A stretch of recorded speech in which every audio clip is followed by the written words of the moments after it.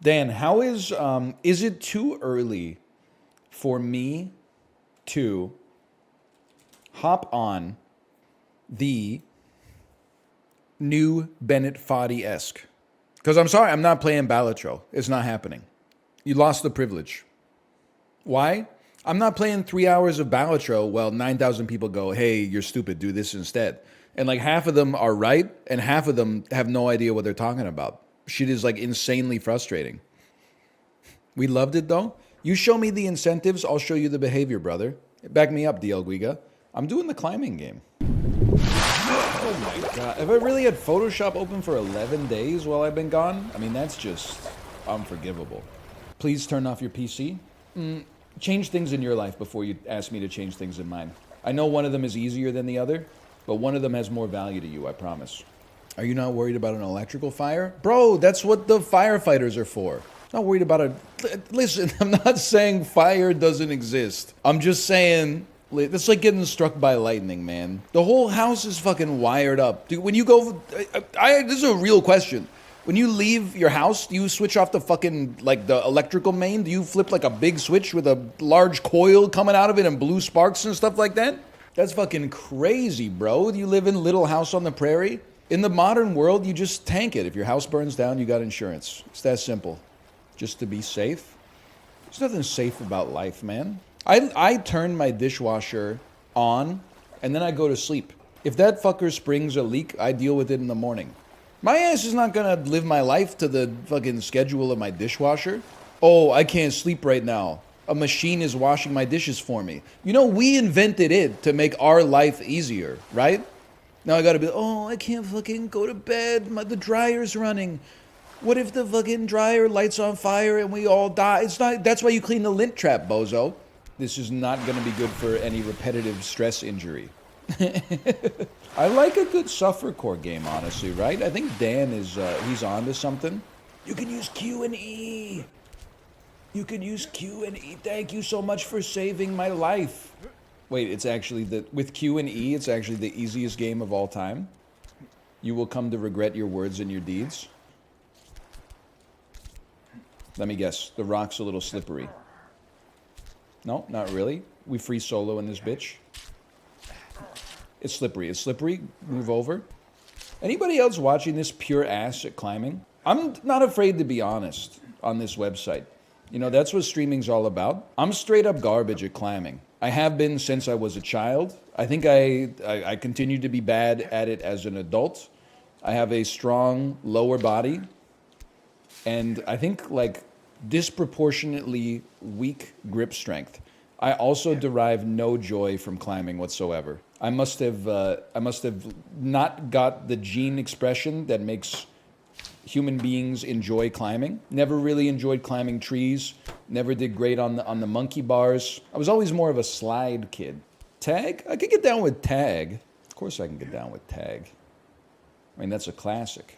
Slide legit F-tier playground equipment? Speak on that, DL Guiga. What, you don't like gravity? Climbing up sucks, and it lasts longer than going down? Listen, he's kind of spitting, but going down is so much more thrilling. You must fucking, oh no, everybody relax. You must hate skiing then, DL Guiga, because you spend like, 20 minutes on the lift. And then if you're good at skiing, it only takes you like 2 minutes to get down the hill. If you're ass at skiing, it takes you like an hour because you got to stop every time there's like a new, a place of flat ground where you can catch your breath and let your thighs fucking chill out for a second.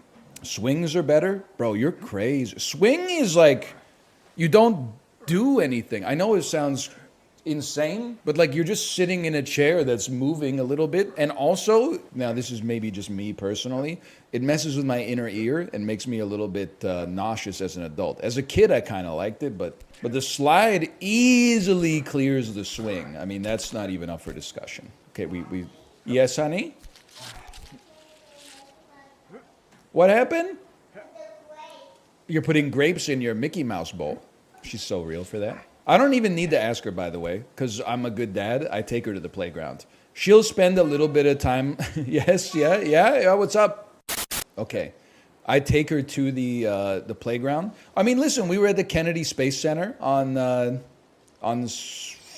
Saturday, I don't know, time is a little bit messed up for me right now. There's a big slide in like the kids play section. She went down that slide like, I don't know, 20 times. And I walked up the stairs with her every single time. She's fully slide pilled. But then she was getting upset because like other kids were running up the stairs faster than her. So she would just sit down on the stairs and be like, I want to win. I want to beat other kids in the race. And then I'd be like, it's not a race. Everyone has to go up the stairs safely. And she's like, I won the bronze medal. I want to win the gold medal. And then I was like, okay, well, race daddy. And she's like, no, I always beat daddy. I want to beat another kid. And I'm like, listen, kiddo. I control the outcome of this race, okay? If you wanted to go band for band on the fucking staircase, I've been sprinting 2 steps at a time since I was old enough to walk, okay? Now, do I occasionally slip? Yes. But you win or you lose based on my input, okay? I have a theory, by the way, and I say this as somebody who has been walking up a few floors to a buffet and then down and then up and then down. And it's actually less energy intensive to run up the stairs. Walking up the stairs at a pedestrian's pace has more time under tension for your legs. Whereas obviously the impulse of running requires more energy, but you also spend more time in the air, and the momentum does have, like, you have inertia that helps you get up the stairs and you get there faster. I believe the overall physical load is smaller when you run up the stairs. If I had to guess, I would say okay, regroup, brother, regroup.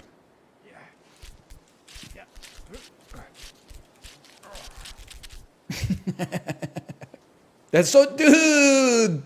My cat at bedtime when I try to close my bedroom door. Okay, ready? Shoop. And then I shoop. Just keep it on the down low. Nobody here's supposed to know. It's making my skin crawl, dude. I had a Diet Coke the other day. Never again. I'm sorry to say that you're a dinosaur. Coke Zero is actually taking over.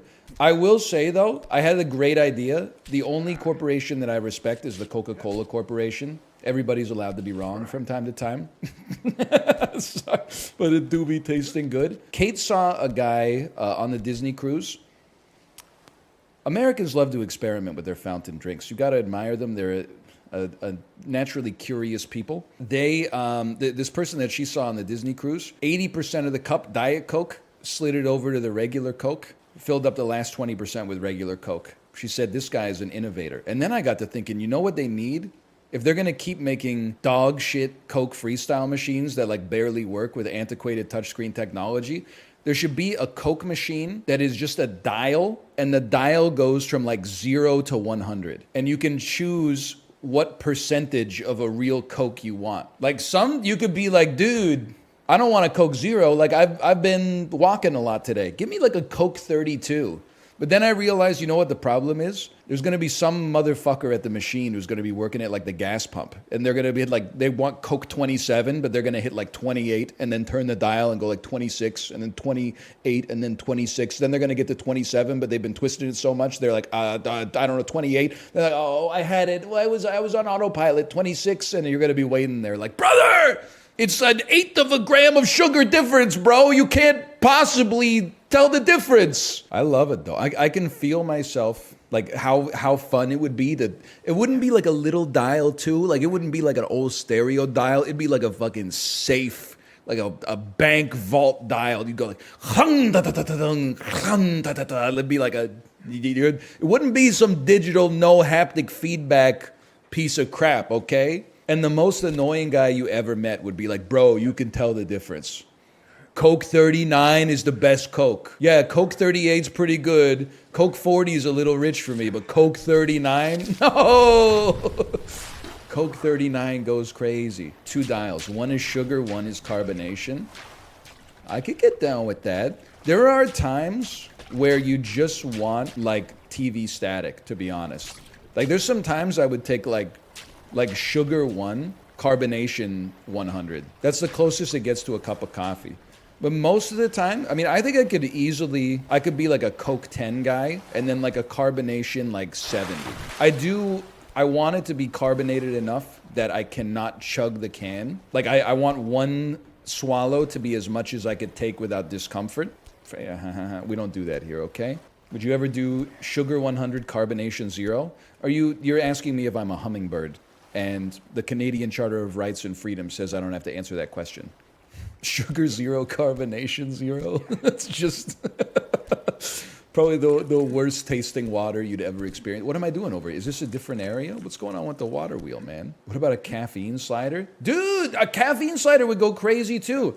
If I could get a Coca-Cola with as much caffeine as like a grande Starbucks iced coffee, I would absolutely stop drinking coffee and just have a fucking charged lemonade Coke 0 every morning instead. It'd probably be worse for me, but I'm kind of embracing like hedonism a little bit. I'm kind of giving up on the vague idea of living better and instead accepting that my body is a tool that my brain can use to experience positive sensations. Now, you gotta limit it a little bit. Of course, you might even have to limit it a lot because the tendency is to steer into the skid and approach oblivion. But you can always just, have a Coke 10 instead of a Coke 0 and then exercise for an extra 9 minutes. Watch it spin round to a beautiful oblivion. Exactly. Rendezvous, then I'm through with you. You know what was pissing me off on the Disney cruise too? So they have a great kids club where you can drop off your child. They have cool activities, and then you come back in a couple hours and pick them up. Usually you get a message that's like, hey, your daughter would like to be picked up. And then you say, okay, just one more caipirinha, and you go down. But then they have open houses so that the parents, he's dead, and other children that are not of the target age demographic of that particular club can go and check out the facilities like with their kid and see what it's like. So I kept taking my daughter to the open house, and they had Wii with Wii Sports hooked up, and I was like, I'm gonna crush this shit. Show up at the open house, 2 10-year-olds played Wii baseball for like an hour and a half. I was just waiting for next. I'm not gonna walk over to the kids and say, hey, I got next. But like, come on, like have some manners, like who raised you? And also, Wii Baseball is like the worst of all the Wii Sports games. Boxing is worse, okay, but they didn't have the nunchucks. You don't even get to field in Wii Baseball. All the fielding happens by itself. Listen, number 1 is bowling, full stop. Number 2, me personally, I say golf because there's a little bit of skill to it. You might say tennis, but for me, tennis is a little gimmicky. It's the game you go like, hey, I'm swinging a racket. That's cool. There's less nuance to it. I'm more of a golf guy, but it's golf 2, tennis 3, or tennis 2, golf 3. That's for sure. If you're going to play baseball, don't play the baseball like against your friend in real baseball. Play the home run derby. You don't get to field anyway. Stop pretending you're playing small ball in a game for like 6-year-old kids. Go do the home run derby and see if you can crank out 10 dingers in a row. If you can do that and go pro, more power to you. Anyway, long story short, I said, okay, that's my mistake. I showed up too late to the open house. Of course they're going to bogart the Wii. Show up 1 minute, 9:31 a.m. of the open house, same 2 kids. This time they're playing Wii golf. Man, those kids don't even know. I would have laid waste. You know how many drunken hours, how many like insanely hammered muscle memory firmware exists in my brain from Wii Sports? I still got the technique wired in there. Also, there's like a teen lounge that had an open house. I thought it was, put me in the water. This is important. I took my kid there day 1 during open house. I wanted to see what they got for like the 13 to 17-year-olds, okay? I walk in, they got a Guitar Hero console or like arcade cabinet, just like the last one. I'm like, I'm gonna blow these kids' minds. I start playing something on the guitar. I think it was Sabotage. They don't have the whole track list. It's the arcade version. Realize that the yellow fret is stuck down. That's a non-starter. I'm like, okay, no big deal. I go over to controller 2, start trying to play. The strum bar is broken. It doesn't work, man. The shit doesn't work. Then kids came over to talk to the counselor because they had a Nintendo Switch set up. And they said, hey, can you put on Smash for us? And the counselor said, unfortunately, Smash is not rated E for everyone, so we can't put it on during open house because there's kids here. I could have been a hero to a new generation of American children. They kept popping my damn balloon before I could even get it going, man. Smash is E10 though? I don't know. I mean, my daughter was not 10. So I can understand they were trying to protect her from seeing Donkey Kong punch Kirby in the face. I'm serious. Listen, 14-year-old kid says, let's put on Smash. That's a problem. That kid's probably going to rinse me. 9-year-old kid says, let's put on Smash. He's leaving in tears. 100% guaranteed. It's on site. Do you have a Smash main? Yeah, random. Random, but then if I get someone who has a menu in-game, re-random. Egg played Smash? I don't want to brag. Ultimate's probably my worst Smash, and I still went Elite. What's the soundtrack of Kirby's Dream Land M?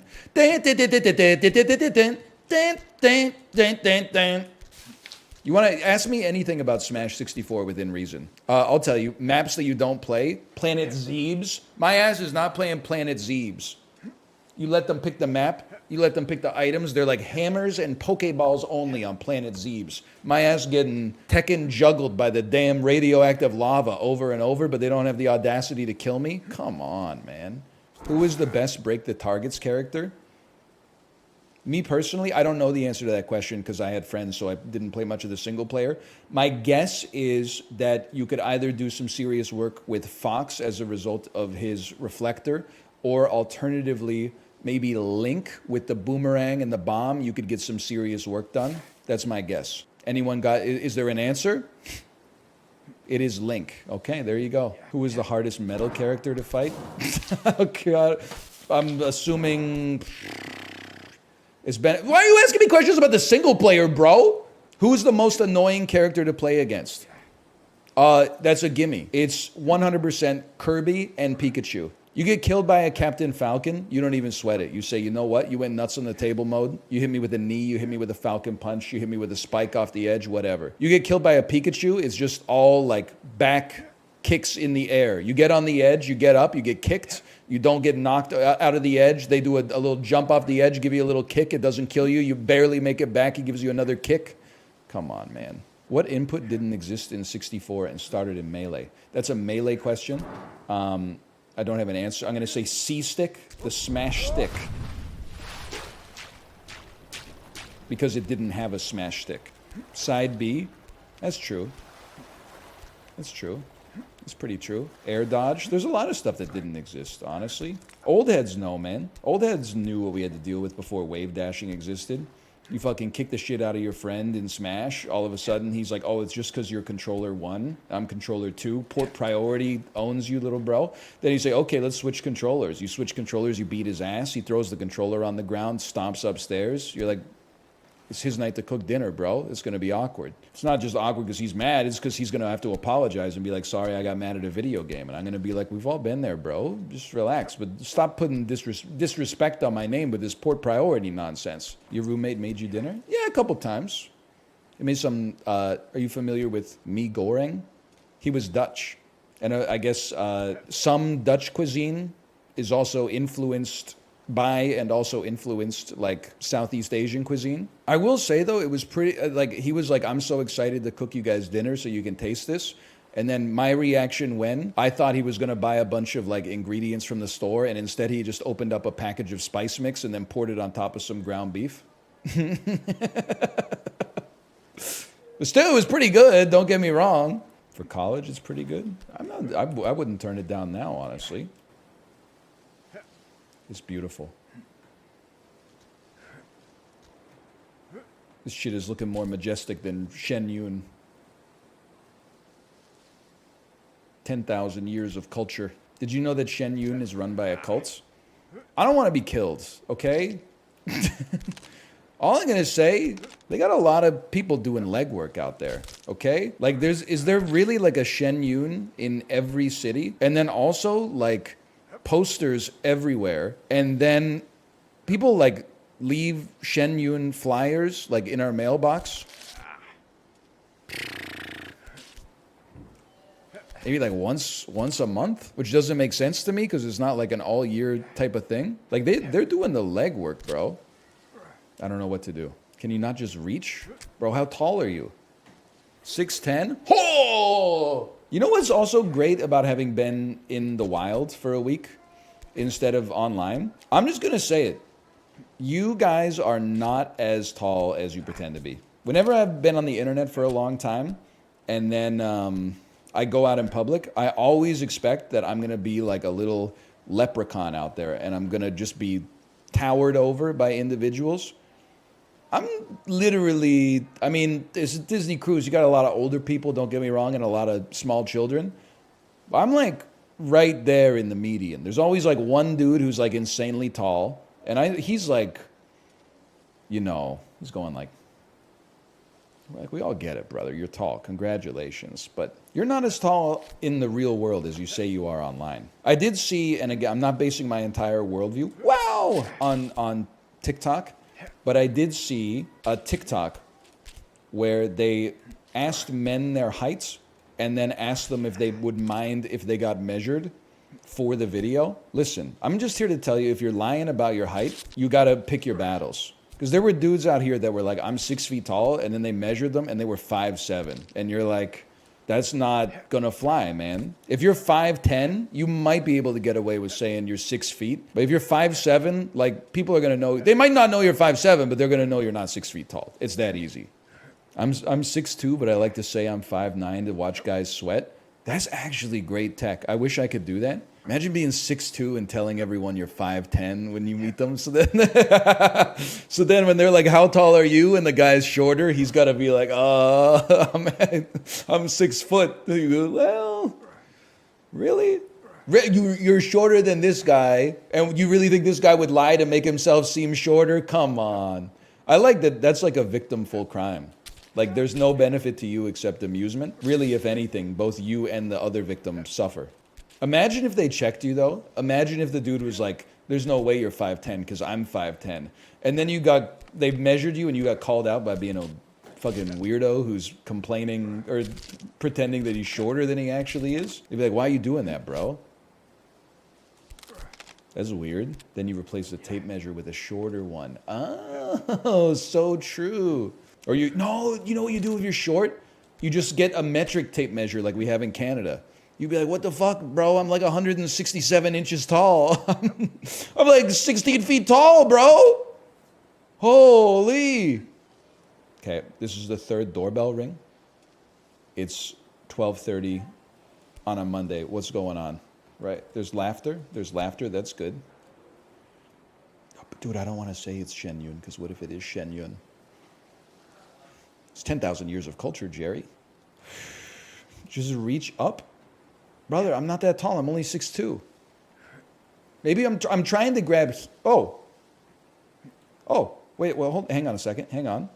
Maybe you're onto something. I was holding 3 instead of E. Oh, no. You got on your daylight savings rant yet? No, but honestly, it's because we were traveling, so we just kind of ate the extra hour.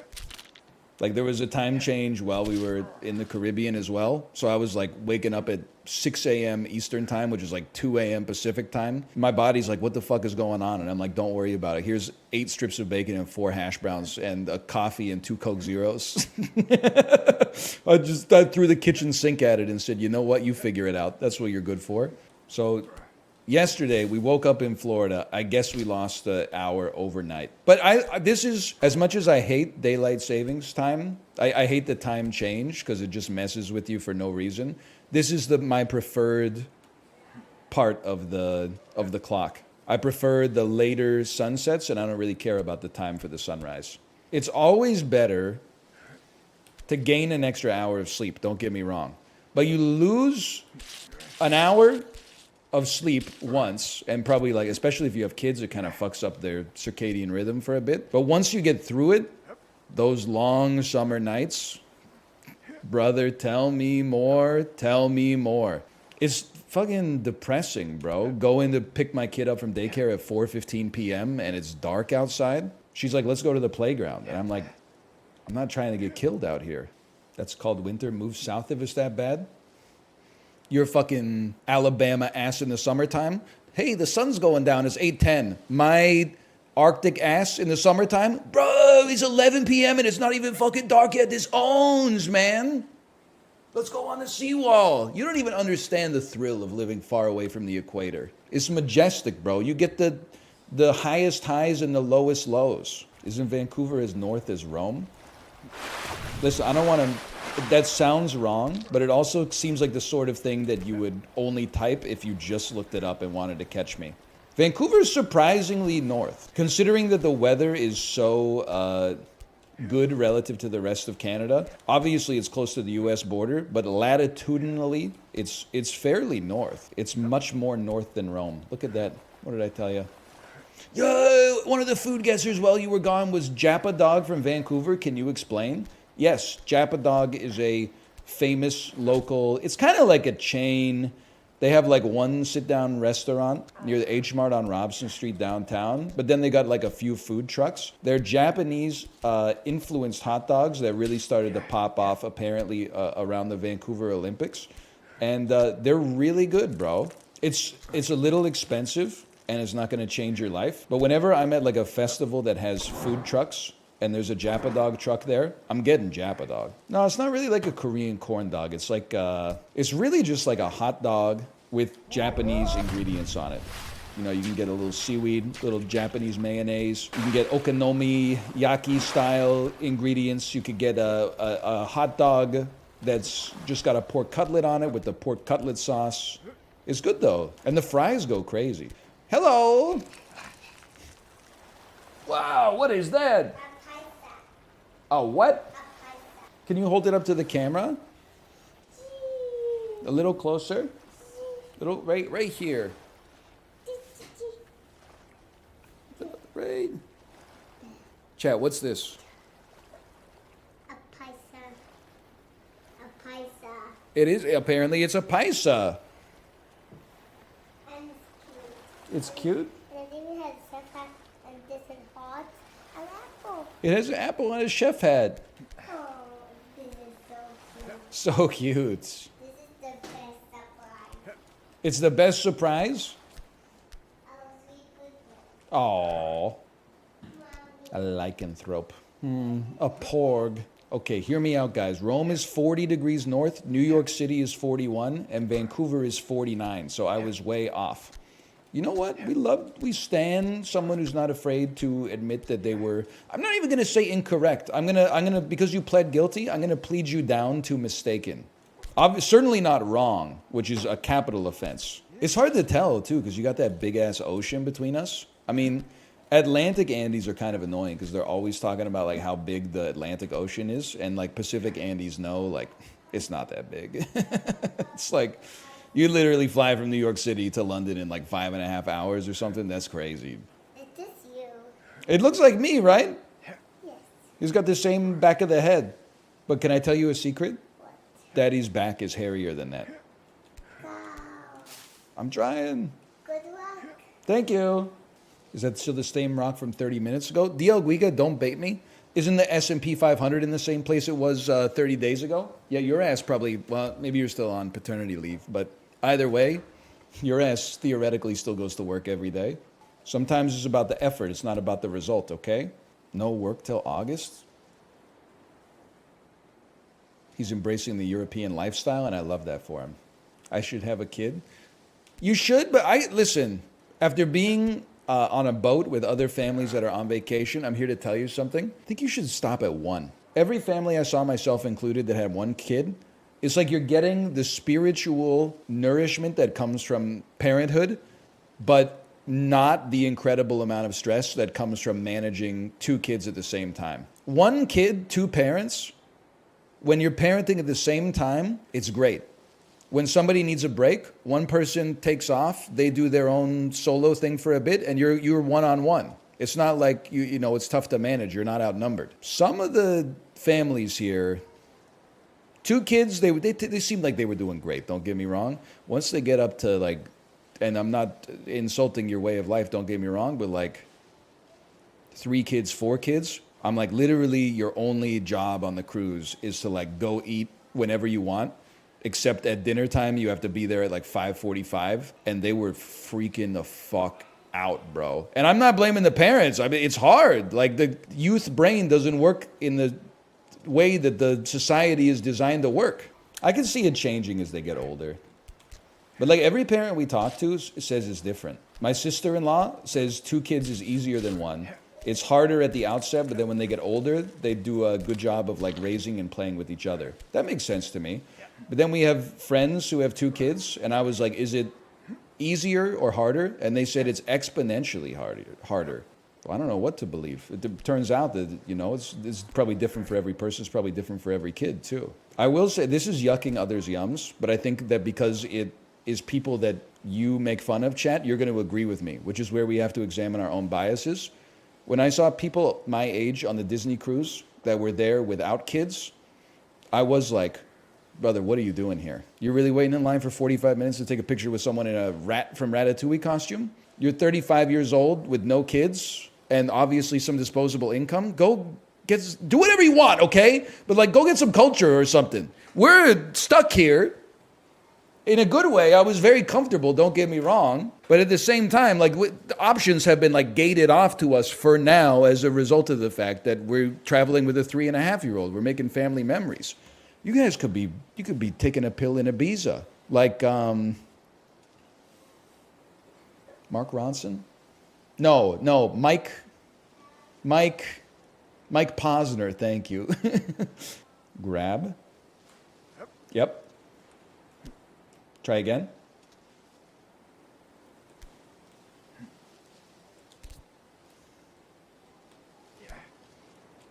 I don't think we're there. I think we're there.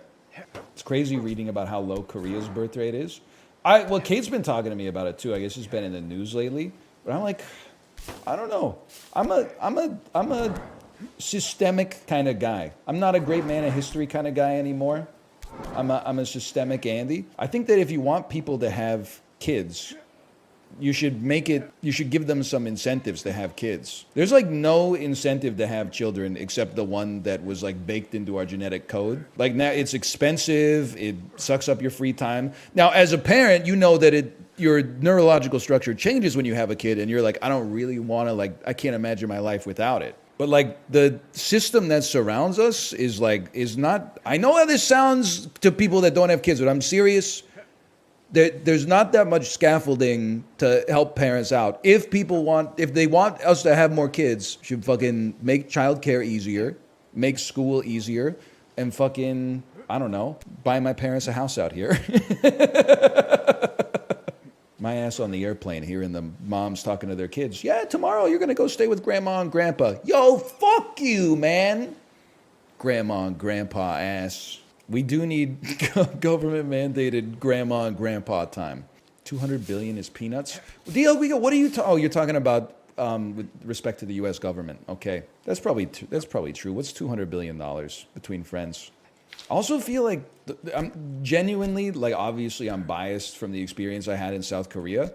It seems like really hard to be a kid and a young adult in South Korea. Like, you have a few years of being a kid, then you go to kindergarten and your parents put you into like 20 different academies and hagwons, and then middle school ramps up to the point that kids are like staying up 20 hours a day to study to get into good schools for like 6th grade, which is absurd. And then you get into the middle school, the high school, you keep working, you go to university, you get a good job where you also the culture is still that you work like, 17, 18 hours a day. If you combine it with, drinking with your boss and then sleeping in the alley outside of the place where you drank with your boss and then waking up and going to work the next morning, like, that seems like pure ass. Like, I'm not surprised. That's one reason people aren't having kids. They're too damn busy, man. You might fall down. Watch this. You ready for this? Oh, Daddy's pretty strong, right? Whoa. Oh, Daddy, go. You ready for this? Whee!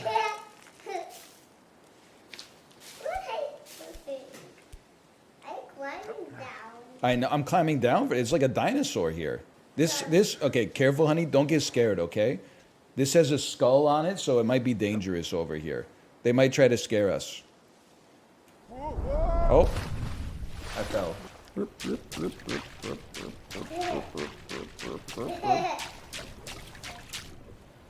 Is this what Daddy looks like when he swims? And now. Is Daddy a good swimmer? No? I think Go, Daddy. Go, Daddy. Daddy's a pretty good swimmer. He's okay. I'm a bad guy? You know, while we were on vacation, you kept saying Daddy's evil. That's because I did. Here, honey, come around this way. Oh, you're gonna rock Paisa in the rocking chair? She was so tired yesterday. No joke, we were eating at the airport Chili's in the Calgary airport. Again, big ups to Calgary. You think I'm being snobby about the Chili's? I'm actually just happy that there were things that were open. Regardless, kids menu has a grilled cheese sandwich on it. You gotta remember, we woke up at like 7 a.m. Florida time. And then, when did the mom phase start? We woke up at 6 a.m. or 7 a.m. Florida time. It was like 2 a.m. Florida time at the time this dinner happened. I need you because I'm walking to the valley. Don't bring your chair upstairs. I like it down here so you come and hang out with Daddy while I'm working.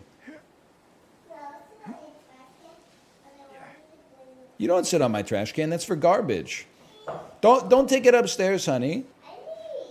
No. Don't take it up because it's too heavy. If you drop it, it's going to make like such a loud noise. It might even break. Okay, I'll tell you what. Let me fall in the water. I'll carry your rocking chair up so that you can sit on it upstairs. Okay. So she was like insanely tired yesterday. Obviously, understandably. When we were at the Chili's, I said, honey, do you want a grilled cheese? She said, oh, man. Oh, man, no. I don't like grilled cheese.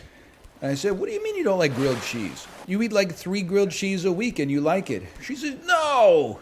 That like hit me a little bit. I said, what is it? She said, I don't like grilled cheese.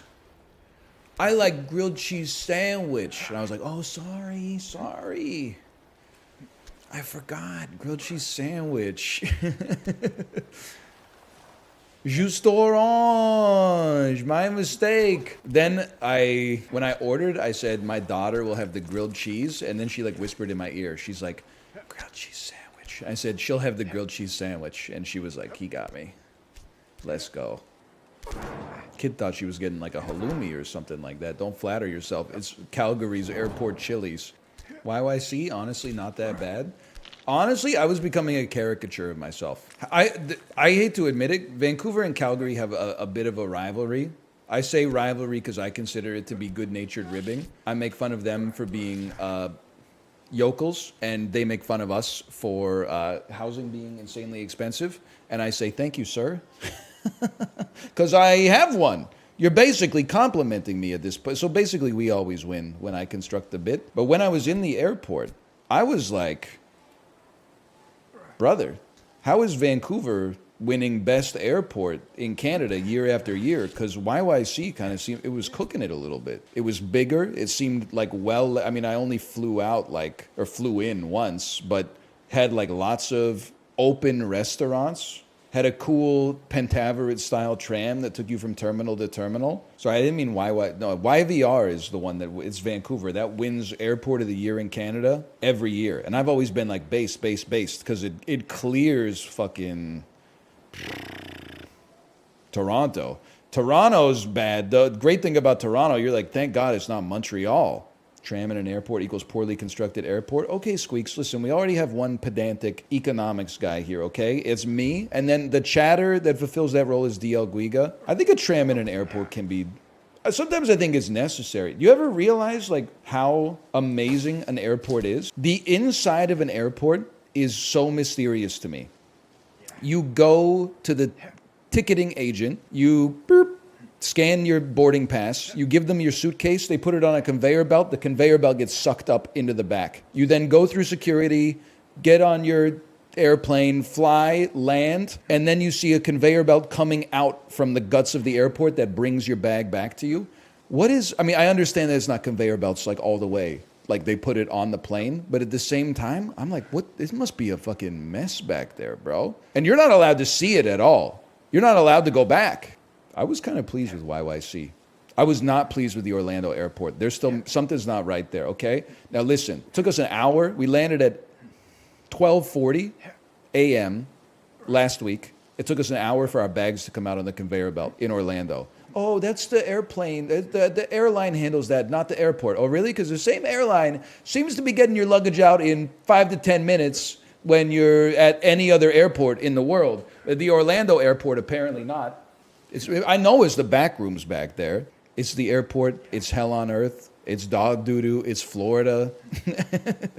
YWG's hilariously bad. Bro, listen, I know you're probably never going to go here, but try flying into YGK sometimes. What's YGK? Kingston, Ontario, bro. Population 120,000. You know how they say show up 3 hours before your flight or 2 hours if it's domestic? You could literally show up probably like 30 seconds before your flight. I think it's an airport where you could actually tell them to just hold, you could call and be like, I'm going to be 2 minutes late. Can you just hold the plane? And they'd be like, sure, no problem. Like the same person does the ticketing and then does the security and then is at the gate scanning your boarding pass. And it all took place within like 5 minutes. And you're like, what are you really need to scan this again? Like I literally just got it from you like less than 10 minutes ago. I know my seat. It's 4. You don't, yeah. Hey, 4. Oh, that's on the right side of the airplane. Yeah, I know. It's the only side with seats on it, bro. Let me guess. It's just behind number 3 and in front of number 5. Oh, no, my bad. There is no number 5. That's the lavatory. Here we go. Here we go. Bush me. 290 electoral college votes in 2004. Be like, Bush me. Or 38 divided by 2. 265 electoral college voters in 2000 be like, Bush me. Actually, 7 Supreme Court justices in 2000 be like, Bush. Was 7, you got 7 or 9 there? You got 9? There's no way you got 8, right? Because who wins in a tie? 9. Holy. Can I say something beer snobby? We as a consumer base need to band together and kill Michelob Ultra. It can't be allowed to propagate. Bad beer tends to be expensive, marketed as a low-calorie beer, but has the same amount of calories as Miller Lite, which actually has some flavor. We need to kill Michelob Ultra. It has no reason to exist. It occupies a niche that should have no consumers. Do not drink it. Don't let the marketing get to you. I know they got skinny people with 6-packs drinking Michelob Ultras in the ads. Drink a Miller Lite. There's a respectable blue-collar sensibility to it. Do Miller Lights taste better? Michelob Ultra, I don't even mean this to, like, it doesn't say anything about your personality, you know? It's just a beverage. But as someone who drinks beer, it tastes like nothing. And I don't even mean in like a Coors Light kind of like, you know, it's watery. I mean, like, it tastes like a glass of water that you squeeze like a chemical into or something like that. That's its biggest strength. Well, then just drink a Coors Light, bro. I know you're like, I can't drink a Coors Light. I have a bachelor's degree in computer science. I promise you can. We can find a common ground here. Not the Michelob Ultra. I'm just begging you, not the Michelob Ultra, okay? Not the tech CEO ultra marathoner 100-calorie beer. Come down here with the common man. You can get something that does the same thing for you but doesn't carry the same kind of weight. What's the sane amount of Oreos to eat in one sitting? I honestly think, and again, we're embracing gluttony a little bit. I'm in my gluttony era. But I do want to say, cookies are a food where you have to grab however many you think is sane to eat and then take them out of the package and bring them to your couch. Do not bring the whole bag/box of cookies to the couch. You will eat too many. You might be able to self-moderate with some other snacks, but like it's like, you know, Ernest Hemingway said, write drunk, edit sober. You should pick your snack and the quantity of it, if it's a cookie, before the dopamine hits your brain. Because when the dopamine hits your brain, your decision-making is going to be clouded. Your judgment is going to be compromised by the neurotransmitter. Now, chips, you get a bag You pour the bag into a bowl, you finish the bowl, you go back to the cabinet, you fill the bowl up again. Then you go back to the cabinet and you're like, I just want a couple more chips. When you pick up the bag, you realize it's more than halfway done. You're like, well, I'm not going to save 38% of a potato chip bag for tomorrow. So then you just eat until you feel sick. And then the next day you have like one handful of chips. And then you're like, oh, it took me 2 days to eat the bag. I understand that logic. Do not cite the old words to me, which I was there when they were written. NFL trades popping off. Yeah, I gotta like catch up on the real world again. I've been in a cruise ship, and then the places you go when you're off the cruise ship might be the least real parts of planet Earth. Maybe Las Vegas is like a little, no, honestly, because you see realness in Vegas. It's you see the underside of the rock where the bugs are crawling. There's something, I hate it, but I respect it at least. That I'm like, this is people living their real life at their most like id-driven level. But like the cruise is fake, which is cool because it's a lot of fun. Okay, you don't want your tibias crossed here. Or your ulnar, what is this called? Your radius? Radius is on the thumb side. Okay, know-it-all. Listen, that was not called for. I don't know human anatomy that well. The bones, at least, the nerves. I don't really know the sound they make. Or I got it wrong. I don't know what it's called. I just know the sound it makes when it takes a man's life. Nick Nolte, Tropic Thunder. Better or worse than getting over it? Here's my new thing. This is my resolution that'll last for about 2 streams. We're done pitting 2 bad bitches against each other. Is Balatro better than Slay the Spire? Doesn't matter. Doesn't matter. You can have both. I reject the premise of the question. You can have both. You have to choose. No, I don't. Yes, you do. Balatro or Slay the Spire. I reject the premise of the question. Elden Ring or Pow World? Elden Ring. I do not reject the premise of the question. Limmy or NL? Limmy. Next question. I don't reject the premise of the question. I do think, like this was my tweet in the Uber on the way to the airport, I think a tier list of months would go crazy. I also realized that like half of the people replying to that tweet are literally like 14 years old. Why does so many people go like, yeah, like March is pretty good, but the best month is like month that has my birthday in it. Like, I guess like live your life. I didn't realize I was the only honest individual. As a Canadian, my birthday is in November. And I'm content saying November is an unremarkable month. Colder than October in a bad way. No holiday except for American Thanksgiving and Remembrance Day. And then it's got Halloween just before it. So you're coming off of a high and going down to nothing. And then it's got the Christmas holidays right after it. So it's just kind of like this little dopamine valley where I'm like, outside of my birthday, November, it ain't got much. The worst month,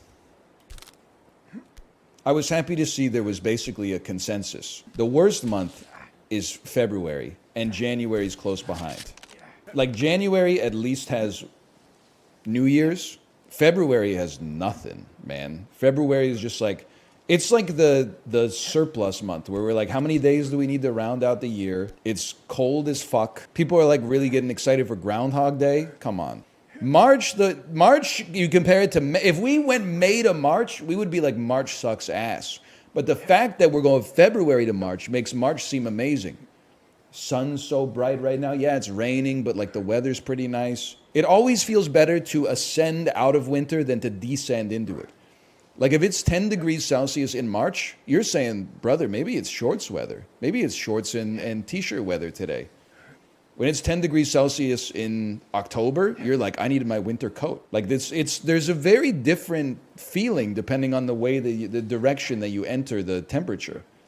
Top tier months, I mean, I feel like most people are going to be on the same page. If you're being honest, the best month of the year, I only take you seriously if you say May, June, or July. May, beautiful scenery, beautiful weather. Certainly not too hot. June, same thing, but then sometimes you also get perhaps a vacation or perhaps school is not in session anymore. Even though, you know, I've been conditioned to think of like the end of June, at least in Canada, as like something to be excited about just because of the fact that, you know, there was like 20 years of going to school where that was when we finally got summer vacation. July for me feels like peak holiday season. August also great, but sometimes it can be a little too hot. Depends on where you live. It's very weather dependent, but I think like the summer months in the northern hemisphere go crazy. Spring and fall are in competition next. What's crazy though is that like it's kind of like Shohei Ohtani and Mike Trout on the Los Angeles Angels of Anaheim. Like the winter months suck ass, but December is the only month that comes close to being an MVP contender. Depending on the industry and the role in which you work in, you might get 2 weeks off. You see your family, you give presents, you get presents, you eat yummy food, you cuddle up by the fireplace, everything's festive, etc., etc. November, definitely not it. January, not it. February, probably the worst month. And then spring and fall, I think it's, it's dealer's choice. September's kind of nice. Like those first few days of it being a little chilly are nice until you remember that you're like, this is the best weather we're going to have until like 5 months from now. I love the cold guy who lives in San Diego. Listen though, librarian, I'll level with you. When I was in San Diego last October or last November, I guess, it was cold as fuck. Like West Coast cold.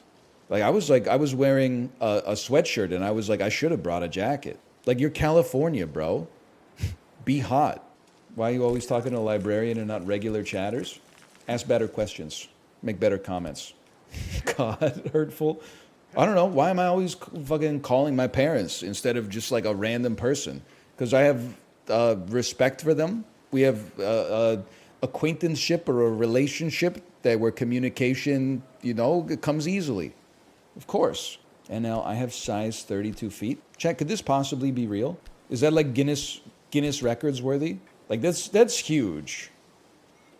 Oh, size 32 Europe? What is size 32 Europe, bro? Isn't European shoe sizes are just centimeters? Me trying to maintain my angry voice while realizing that's like a way saner way to do it.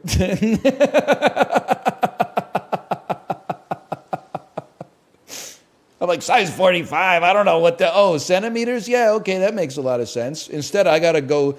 In North America, every shoe is a different size. People are like, what shoe are you? And I'm like, I wear anywhere between an 11 and a half to a 14, depending on which motherfucker made it. Can I tell you something, by the way? Maybe this will save you. We've saved people a lot. One thing that we've saved people with, I'm about to get scared, aren't I? Was telling them that if you get frequent sores in your mouth, check and see if your toothpaste has an ingredient called SLS. It's like sodium lauryl sulfate or something like that. It's commonly used in tooth whitening toothpaste. A certain percentage of the population, their mouth gets very irritated by it and it leads to very painful sores in the mouth. Someone in chat saved me when I was talking about it, and now I like to pass on that information as much as possible. Now here's another piece of advice I'm going to give you. I hated going skiing because every time I went skiing, I would get ski boots, and after like an hour of skiing, it would feel like my toes were so in pain that they were going to fall off. And then some people would say that's normal, and some people would say, no, you actually need to go a size up in your boot. And I said, that makes sense. My shoes probably are hurting my toes because they're too small. Went up a size, same problem. Went up a size, same problem. Went up a size, same problem. And now I'm up there like, they're really like, you need a size 13 and a half ski boot? Like you're fucking 5'10", bro. Why are you lying here? That's weird. We have friends who, one of them is a hobbyist skier. And I said, yeah, I used to like go skiing now and then, but it hurt my feet so bad that I just decided like I'd take up snowboarding instead because the boots are softer. And then she's like, oh yeah, that happens all the time. It means your boots are too big. That's some information that maybe would have been useful to the 19-year-old Australian kid who's given everybody their ski boots. And I'm like, yeah, I don't know. Every time I have ski boots, they hurt. And they're like, oh, it sounds rough, mate. That's like the one tip you should know, man. It turns out, if your feet are going numb and hurting a lot, you need to get smaller boots so that your feet don't move around and bump into the toe and constantly cause pain there. Little did it work? Well, I don't know. I started learning how to snowboard in January of 2020, and then the rest is history. Why, what happened? Well, like, you know, I snowboarded a few times, and I wouldn't say I was like learning how to do it very well, but I was starting to make a little bit of progress. And then we were like, you know, next season, maybe I'll take it more seriously. And then COVID happened and kicked off for like 2 years. In that period, we also had a child. I'm like, I wouldn't say I'm more nervous than the average person, but like, I'm not one of those people who's going to take, like, our daughter's 3.5 now. She's a little older, but I'm not taking my 1 or 2 year old to the fucking ski hill. It's insane to me that you're allowed to go to the ski hill and it's just kind of like buyer beware. Like, you don't have to pass a test or anything. Skiing is way more fucking dangerous. At least it feels more dangerous than driving, bro. And you gotta go through some serious red tape to learn how to drive, which, by the way, I'm for. But like, you literally just press the pedal to go and you press the pedal to stop. And like, that's it. On skis, you're like pizza and French fry, but you like the pizza doesn't work all the time.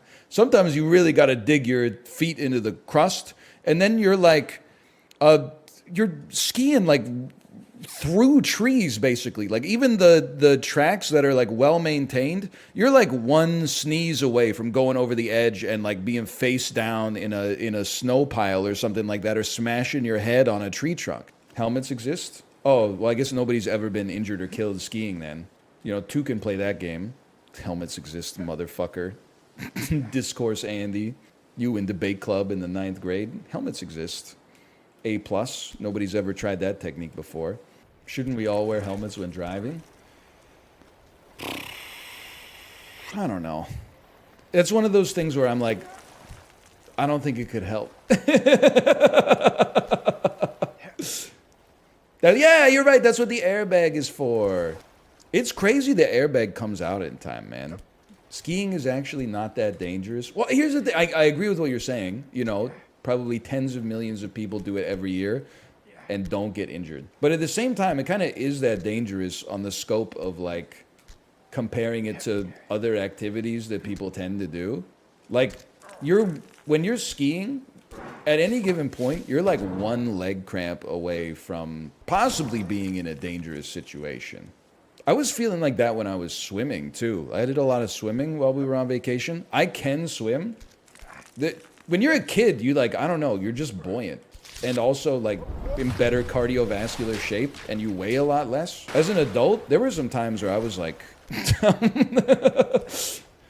like, man, I'm getting kind of winded out here. And then you look around and you're like, well, I guess it's like your body sends you a quick little lightning bolt that's like, are you going to die today? And you're like, I'm going to try not to. And then it's like, okay, here's some adrenaline. And then you're like, you get, you know, your wife and your daughter are chilling on the beach. You get back and you're like, you're hiccuping.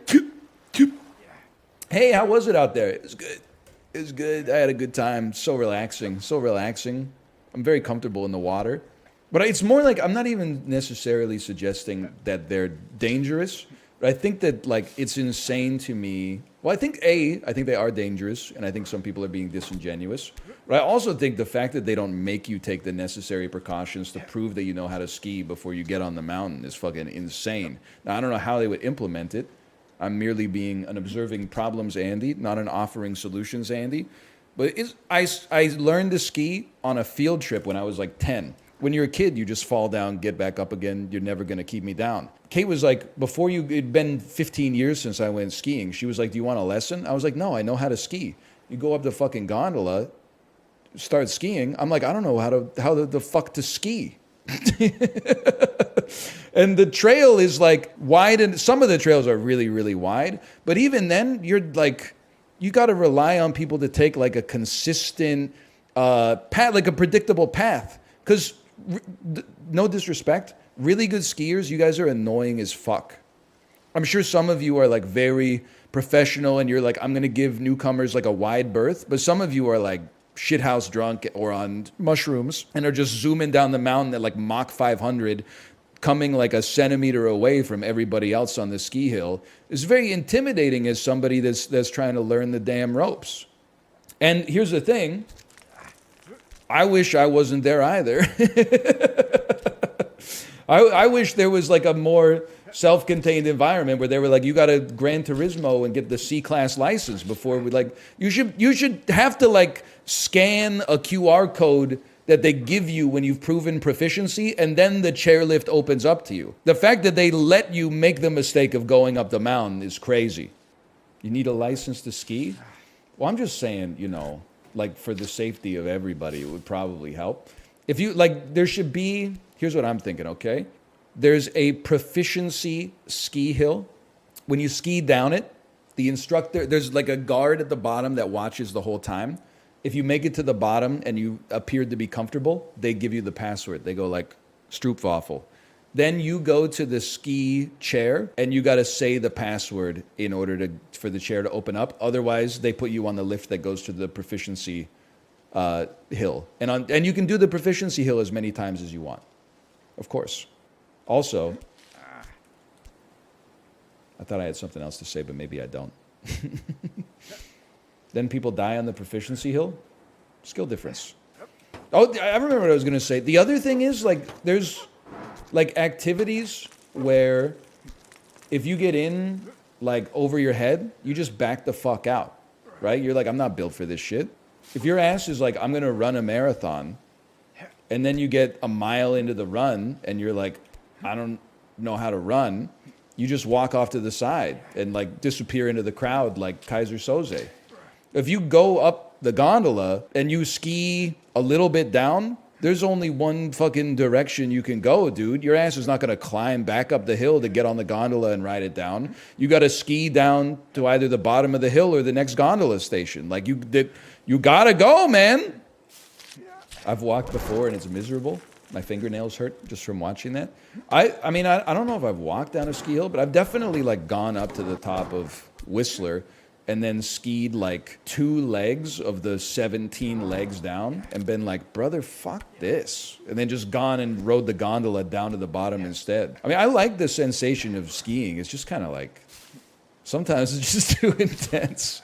Like, you give me the choice, so I'd rather, like, you know, be in the chalet eating a pulled pork sandwich, or like like thinking that I'm going to get a concussion every 10 minutes when I'm out on the mountain. My toes feeling like they're going to fall off. I'm like, just give me the pulled pork sandwich, bro. Snowboarding kind of fun, though. I kind of like snowboarding. I'll stay on the bunny hill all day. But the other thing is, risk-focused Andes don't understand the thrill that comes from meditation. Even as a kid, I was like this. Learn how to ski on the bunny hill. Master skiing on the bunny hill. People are like, why don't you go to the blue circle? Why don't you go to the green circle? Well, I don't know the shapes, right? I say, brother, I just achieved mastery on the bunny hill. I'm enjoying the serenity of mastery. I know every nook and cranny on this bunny hill. I know the parts that are iced over because that's where all the lessons took place. I know the parts where the sun is hitting in it, it's melted the powder a little bit. You get a little extra speed on that. This is my home. Like, it's the otter and the beaver are my friends, you know? And we are all connected to another in a loop and in a cycle that never ends. And then they're like, no, why don't you start from square fucking one on a hill you've never seen before? Brother, this is my garden. Are you crazy? You can take it too far, though. I'm the kind of guy who will, like, be scared of a roller coaster and then, like, ride a roller coaster and be like, that was sick. I'm just going to ride this one over and over. But I'm like, I think that's fucking kind of sick, bro. Something cool about that, in my opinion. You know what to expect. I think you got to ride if you're scared, you got to ride a roller coaster twice, bro. The first time is just to get over the fear, and the second time is to really appreciate the flavor. I think you're going to ride it twice. So, motherfucker. Are they making insane roller coasters that almost kill people still? Or is that like a 90s, 2000s thing? No, only airplanes. Bro, come on. The Boeing executives are in my chat, okay? There was just a couple of instances where the door fell off mid-flight, or the landing gear fell off when they landed or whatever. The window came off on one of them. I know this is like a little Monka-esque, okay? But the videos of the airplanes where either someone opens the emergency exit door or the door or the window falls off, there's something about it that's so fucking funny to me. Like the people in the seats, like they can't do anything, but they're not doing anything. And that, I think that's where the humor lies.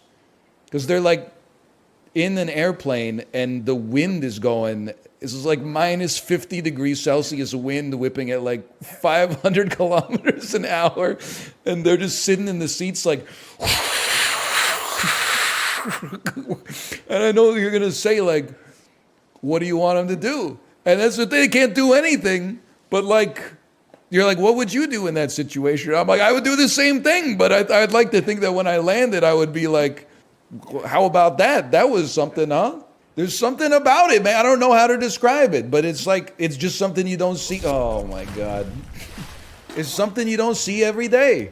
Like the Korean flight where the dude opened the emergency exit and there's just the two dudes holding onto the armrest while like their hair whips around them at Mach 17 and they keep looking at each other like, what are you even thinking? You're like, what are we doing here, man? Like, you can't do anything though. Like, what are you supposed to do? Do you think the pilot's not landing? He's landed as fast as he can. It's just, there's some inherent like absurdity to it that's very funny to me.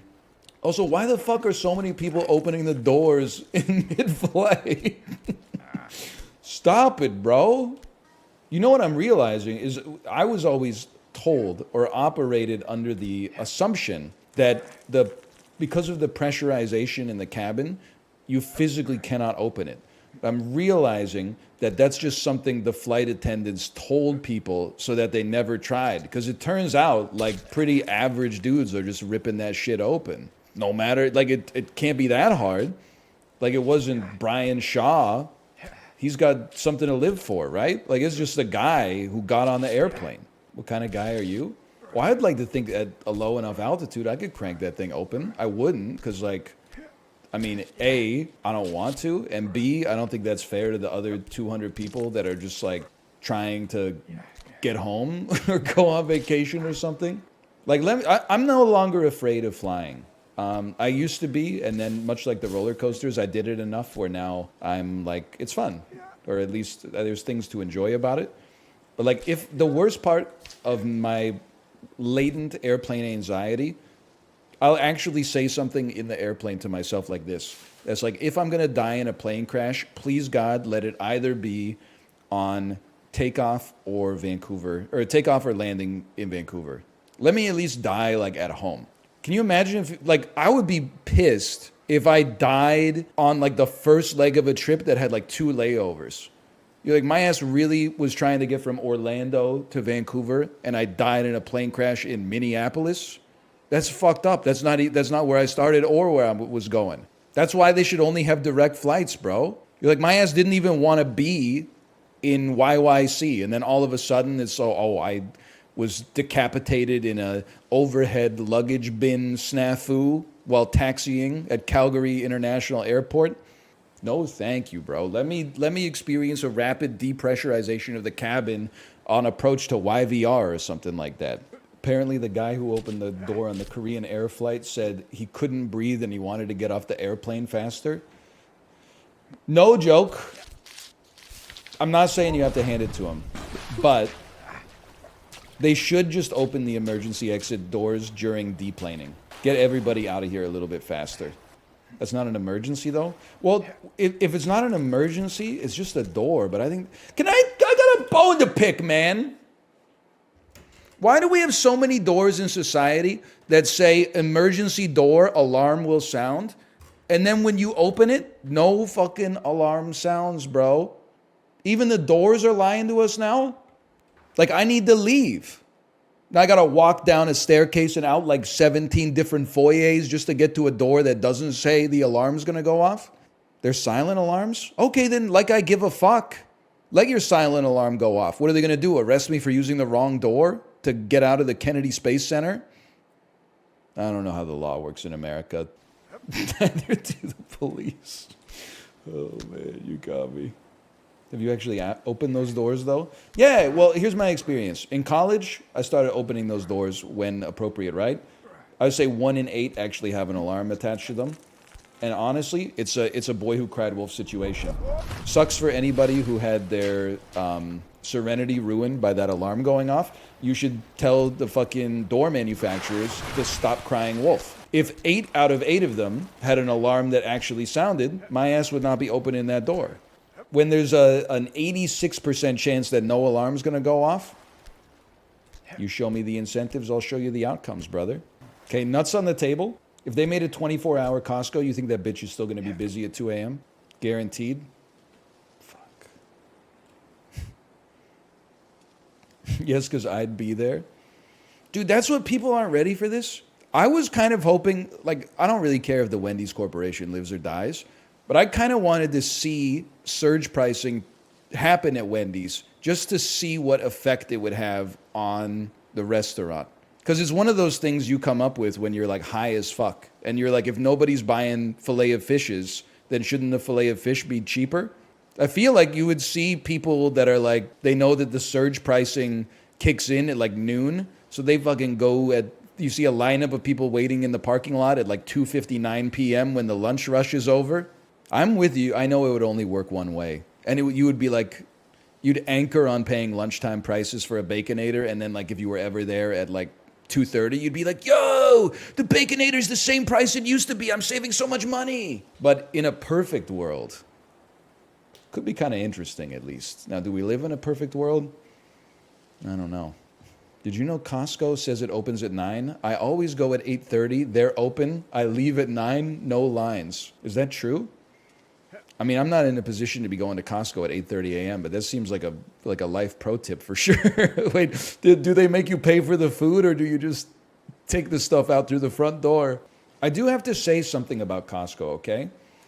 I've come to respect the receipt checker because even if I don't think that they're really serving much of a utility, they're serving a utility to the person employed as the receipt checker. And I think that's cool, you know? Old dude takes a look at your receipt, marks it with a Sharpie, clocks in 8 hours, gets his benefits. That's fantastic. That being said, we need to decide if it's security or security theater. Because some of them pour through the fucking cart line by line to make sure that it's all there. They'll ask you things like, you know, they'll see like a kid's storybook and be like, did you bring that from home? And I'm like, yeah, bro, you don't sell fucking, the places will go here. You got like a 12-pack of Dr. Seuss books. It's not the same shit, okay? Also, sorry for the airline work again, but we got to figure out what we're doing with the shoes, brother. We taking them on or taking them off? Are we keeping them on? And they just love to tear you down, right? If you take your shoes off, they go, sir, you didn't need to take your shoes off. You're in TSA pre-check. If you keep your shoes on, they're like, sir, we told you 20 times to take your shoes off. I'm like, no, you fucking didn't, bro. You've seen 20 other bald guys come through here. Also, can I've mentioned many times before how I rolled a nat 1 on my charisma on this vacation. On the flight from Calgary to Vancouver, you know, it's late. Everybody's tired, including the staff. We've been ascending for 6-7 minutes, right? It's a little rocky, but my bladder is going to explode. I look up, no seatbelt sign. Nobody else is up. I say, fuck it, nuts on the table. I'm going piss. I walk back to the lavatory. I see that the flight attendant is still strapped into the damn jump street like the Dark Knight Rises. He gives me one look and says, sir, you have to sit down. He like I'm an idiot. He was like, sir, you have to sit down when the seatbelt sign is on. I looked at him. I looked at their display. There's no seatbelt sign. And I just shrugged my shoulders and went back to my seat. And then that same dude was doing the like drink and snack service. And he said, can I get you guys anything? I said, sure, I'll have a Diet Coke. And then when he handed it to me, at the exact same time he handed it to me, he had 3 cookies in his hand. I didn't know that in advance. I said, and can I get some pretzels? And the dude's face went from like the fake smile to like a very serious, neutral tone. Because he's like, I'm really giving this guy 3 cookies. And he said, and some pretzels. And then when I took the pretzels, I said, thank you. And he said, no problem. Is there anything else? And I said, nah, I'm good. I don't think he realizes that, like, I know how to fly like as a passenger on the airplane is actually very easy. It was the pilot that made the mistake by not turning on the seatbelt sign, and I'm being unfairly judged as being entitled to the piss of my own bladder because the pilot didn't turn the seatbelt sign on. He probably didn't give a shit. Nah, man, he was pissed. Also, I think they've made the conduct of flights too safe. You can't fucking do anything. I feel like you should be able to piss whenever you want. As you have to be in the bathroom, obviously, with the toilet seat up. But like, I think it's the skier's rule. It's buyer beware. If you got turbulence, but you got to piss, what are you supposed to say? Your bladder's full. You're like, hey, just a second, buddy. There's an indeterminate period of turbulence here because we're flying through the fucking air. Sometimes you just gotta go. I mean, you could like yell at me. It's never happened to this extent because I'm an adult, so I go pee before I get on the airplane too. But like, I feel like you just gotta eat it sometimes. They're like, sir, you can't go to the bathroom. And you're like, you gotta stop me. Then you gotta wait 20 minutes because some motherfucker's cooking shrimp scampi in the airplane toilet. You gotta kick that fucker out. The dude's probably giving him pretzels and cookies, not even stressing out about it. Oh, man. I wasn't even holding the button that time, man. I'm rebelling. I'm not pissing whenever I want. I don't want to, be a square peg. But I'm genuinely, I think I'm becoming the guy that's breaking all the rules. Well, at the very least, let me tell you my philosophy. I am no longer following rules that were put in place exclusively to deter bad actors when I'm not a bad actor.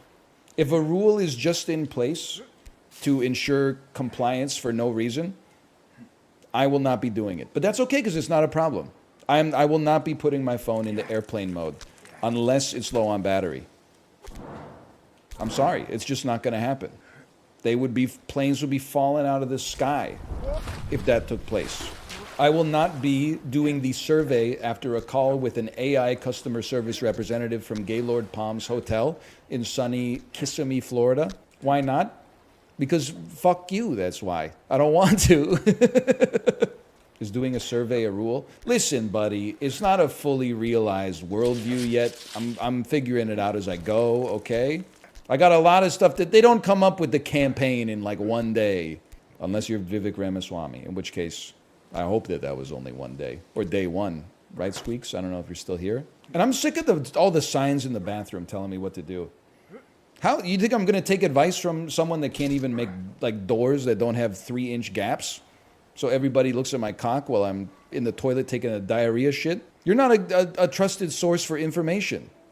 You can't even make a door that... What are people doing in these bathrooms, man? Why are all the locks broken? Why are the toilets never flushed? Why are the dudes horking 85% of a 90-minute flight? Like, what happened to society, dude? By the way, Chibli, I know I mentioned this to you 2 Los Angeles trips ago, so like a month and a half ago. If you want your long flight to go by fast, eat the whole time. Snack. I must have eaten 5 servings of fried chickpeas with sea salt and vinegar on them. It's probably like 800 calories worth of chickpeas. You're on vacation. I still don't understand the eat strat. Eating is entertainment. The #1 hobby of working professionals between age 26 and 50 is eating at a restaurant. I don't know why we're all like laboring under the assumption that it's something we only do because it's, biologically necessary. It's actually North American society's biggest hobby. And I say it unironically. I'm not just trying to clickbait you. It's one of the cheapest forms, like not just eating out, which is actually expensive, but like eating food is one of the cheapest forms of entertainment you could possibly get. Once I started seeing food as entertainment, it made a lot of things snap into place for me. That doesn't mean it's true, but it made a lot of sense. Ready? Yep.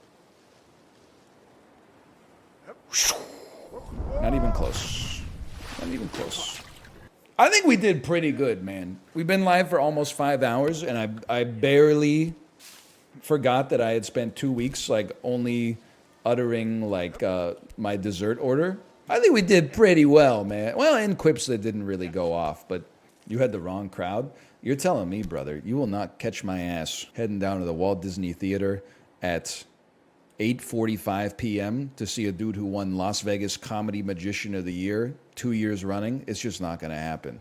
But he fucking slayed. Apparently, people were saying it was a once in a lifetime. I'm not even knocking the guy with his Michael Scott energy, okay? He had a very receptive audience. Me trying to do the open mic on the cruise, but it's all bits about how I have disdain for my fellow passengers, even though we're all in this together. Have you ever noticed that the people that move the slowest are in the biggest hurry? They would throw me overboard for sure. But there is some truth to that, bro. I don't know what it is. You're like in a line with people and you're moving like I'm moving as fast as the dude in front of me is moving. He's moving as fast as the dude in front of him is moving. And then dude just gets behind you and goes like, "Can you believe this?" And I'm like, "Brother, of course. It's a cruise full of old guys. It's 7 a.m. and the buffet opens at 7. We're all going, of course." And then I'm like, you know, when they get up there, you'd think they'd be fucking the Flash, right? But instead, they go, "Oh, do I want dark roast or light roast? And what kind of coffee? I've only had Folgers for the last 32 years. What do I want, Colombian or Sumatran?" And you're like, "It's the same carafe, man!" Hi, honey. Nice cup. Don't see how it drinks. Show me. Whoa, it's like a curly straw. Can you hold it up to the camera? You're like right here. Ooh. Wow, so cool, so cool. What did they say to it? They said wicked. They said that's amazing. Also, then the dudes on the cruise, they get like the coffee cup and then they put the milk in it and then they go to the sugar and the cream and the Splenda and the sorbitol and the stevia and they examine it like it's a wine cellar. What would be the best sugar or fake sugar to put in my coffee this morning? Am I in a stevia in the raw mood today? Certainly, it couldn't be nothing or just a little bit of regular sugar. That's bad for you. Instead, can I get a little bit of simulated? And then they put the stuff in and they stir it, but they don't move away from the place where you grab the stuff so that other people could have the luxury of having the same choice that they have. There's a little counter behind them where they're supposed to put the cup and then they stir and put the lid on. Instead, they're doing it in front of the carafe and you're like, "Brother, there's a little spot to the side. Everybody wants coffee. You think you're the only dude who likes coffee?" Not a relatable bit. Listen, I can't say what I want to say because of the fact that my child is right next to me. Why is the onus on the streamer to be relatable? How about you start living life like me? Instead, the onus is on me to construct a single sentence that the entire population of Earth can relate to simultaneously. That's unrealistic. How about if you want to get more meat out of the bone here, you start living like I do. You know what I'm saying? No. She said no. Now that's relatable. What are you? What am I? I'm climbing this mountain here. What are you wearing in your back? This is called a loincloth. What's a wood called? It's a little piece of cloth that covers your bum. Bum. So true. Ready? Watch this. Ooh. Pretty good, right? You know what this is? This is a gas pump. A gas pump. A gas pump. Un pump de gas. Thank God. All right, I'm just saying silly words. You don't need to copy that. Are you laughing at Daddy or are you laughing at your straw? I'm laughing at you. Yay! There's not even any need to be swinging here. Make good decisions. Ooh. Ooh. Ooh. Ready? Oh no, I fell! Just kidding.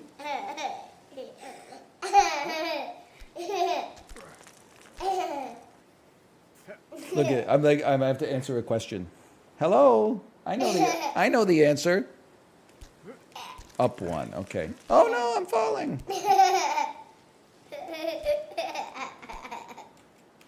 You know what he says when he falls down?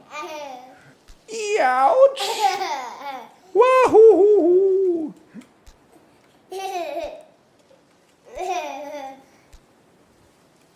Like to see a 2-time Comedy Magician of the Year get this kind of reaction. 3, 2, 1. Wahoo! My tree! My tree! My tree!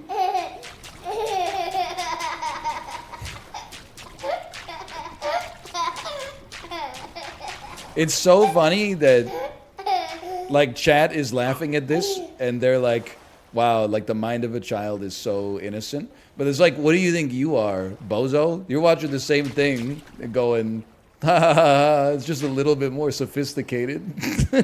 Sometimes. Daddy, you are making funny. Oh, man.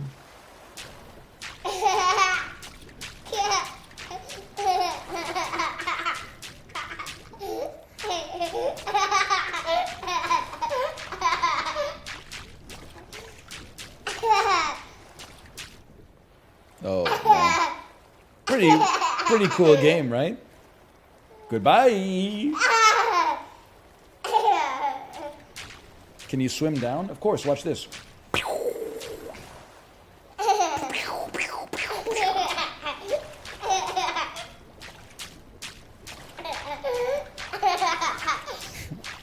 And we're stuck.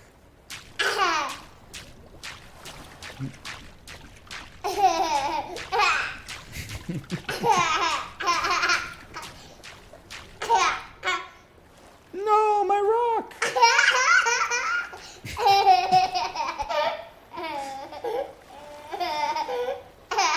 I'm climbing my rock. I'm climbing my rock. I'm the fastest climber there's ever been. No one will ever climb better than me. Oh no!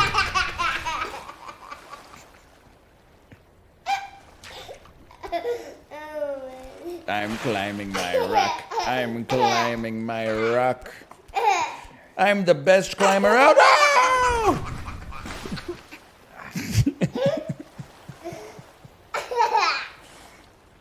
Oh man, she's got tears in her eyes.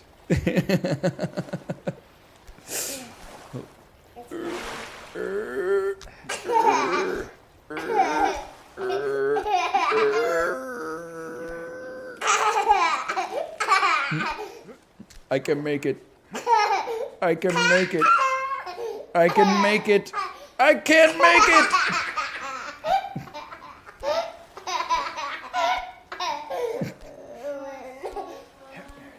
I can make it. I can make it. I can make it. I can't make it.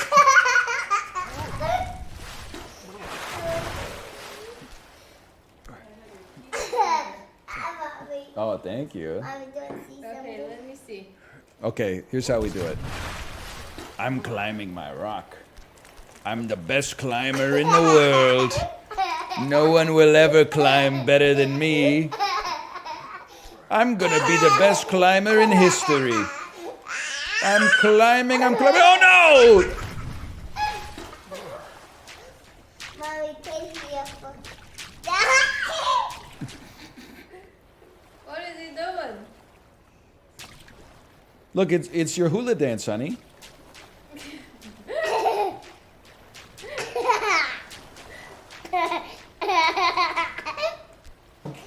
Whoa!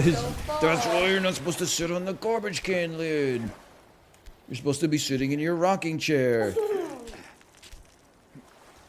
You couldn't make it far? You're at the start? 2 different kinds of chatters right here. Mommy, take here. Because there was lots of funny jokes. Okay. Here's my impression of... Well, I can't do it yet. Jose. Impression of Jose? Yes. I don't think I'm gonna do an impression of whoever Jose is. Didn't know that was a joke. No way, Jose. No way, Jose. Yeah. Okay, you ready for this? Okay. This is my impression of Ruka and Tomo when we close our door at night.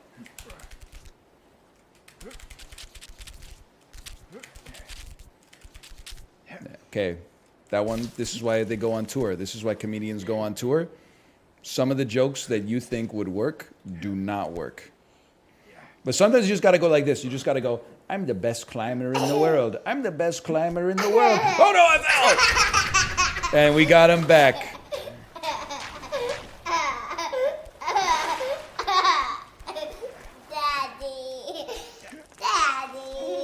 Daddy, silly daddy. You are silly. And here's Ruka when we try to take him to the vet, but he doesn't want to get in his cat carrier.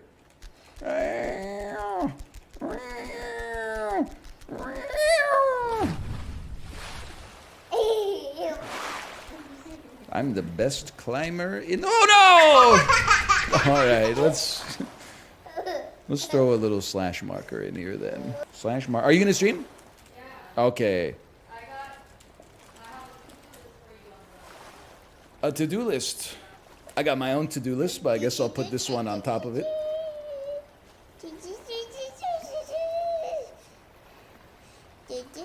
I don't want your orange juice. I'm doing it. Mmm, it's so yummy.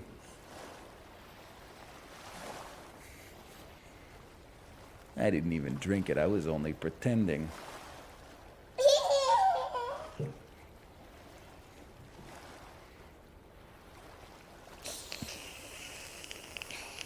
Mmm. She fell for it again. Rusted.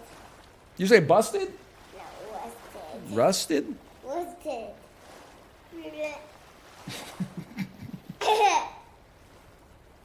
You say roasted? No, boasted. Boasted? What is boast? You're the one who said it. Fathers are so blessed. I didn't feel that blessed on the 2 flights we took yesterday. I'll tell you that much. I mean, I felt blessed in like a. If you make the time scale long enough, yes. But in the moment, no, I did not feel blessed. Which made me burn so much of my Switch battery playing My Singing Monsters Playground, a C-grade Mario Party knockoff. I could have been playing Balatro in peace, man. What is Balatro? It's the card game that Daddy was playing on his controller. Do you have anything to say about that? Sad. Sad? 35-year-old man playing video games on the airplane? What am I supposed to do, bro? Read the newspaper? They're not exactly selling the New York Times and the Hudson News, bro. It's all like, Esquire magazine. 17 different ways to buckle your belt. Snack? Now we're talking. Snack. Where's the snack? Where's the snack? I don't know what you're talking about. Where's the snack? Roasted snack? Why did he say Why did he say that? Why did he say that? A hemomancer. Pixie. Pixie, what is pixie? A lycanthrope. That's not that funny? This is funny? A sorceress. No. When you fall is funny. Oh, good luck, because I'm never gonna fall again. Look at how fast I'm climbing. I'll never fall again. Whoa! No! Look, I'm like a little spider. Look at how fast. Whoa!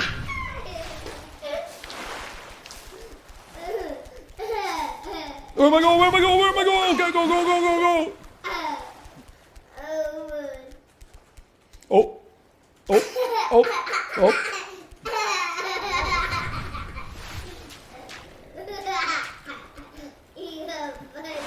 The role of the comedian is to be the truth teller. To say the uncomfortable things that society won't even admit about itself, even when they're by themselves. And in doing so, revealing uncomfortable truths about the human condition. Oh no, I fell! Oh, whoa. Spider. Woo!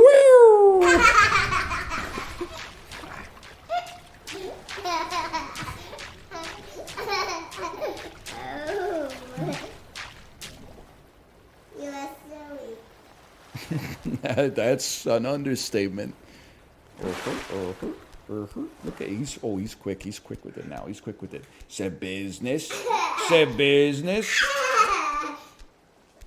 I better not fall now. It's a long fall.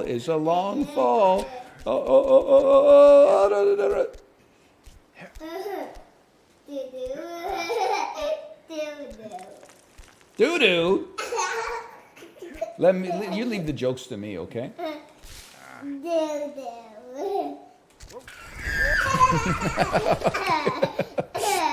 Okay. Let's send chat over to Mommy. I'll see you tomorrow. As they say, bye. Bye. Will you play with me? Of course. Yay! We're so back. You know what would be a good bit? So YYZ is obviously a Rush song, and it's also the airport code for Pearson International Airport in Toronto, Ontario. Somebody should make a cover of it called YYC, which is the Calgary airport, but have it just be like banjos and some dude playing the washboard and like some dude smacking spoons on his leg or something like that. Dang dang dang dang dang dang dang dang. It could be YYC, man. Dang dang dang dang dang dang.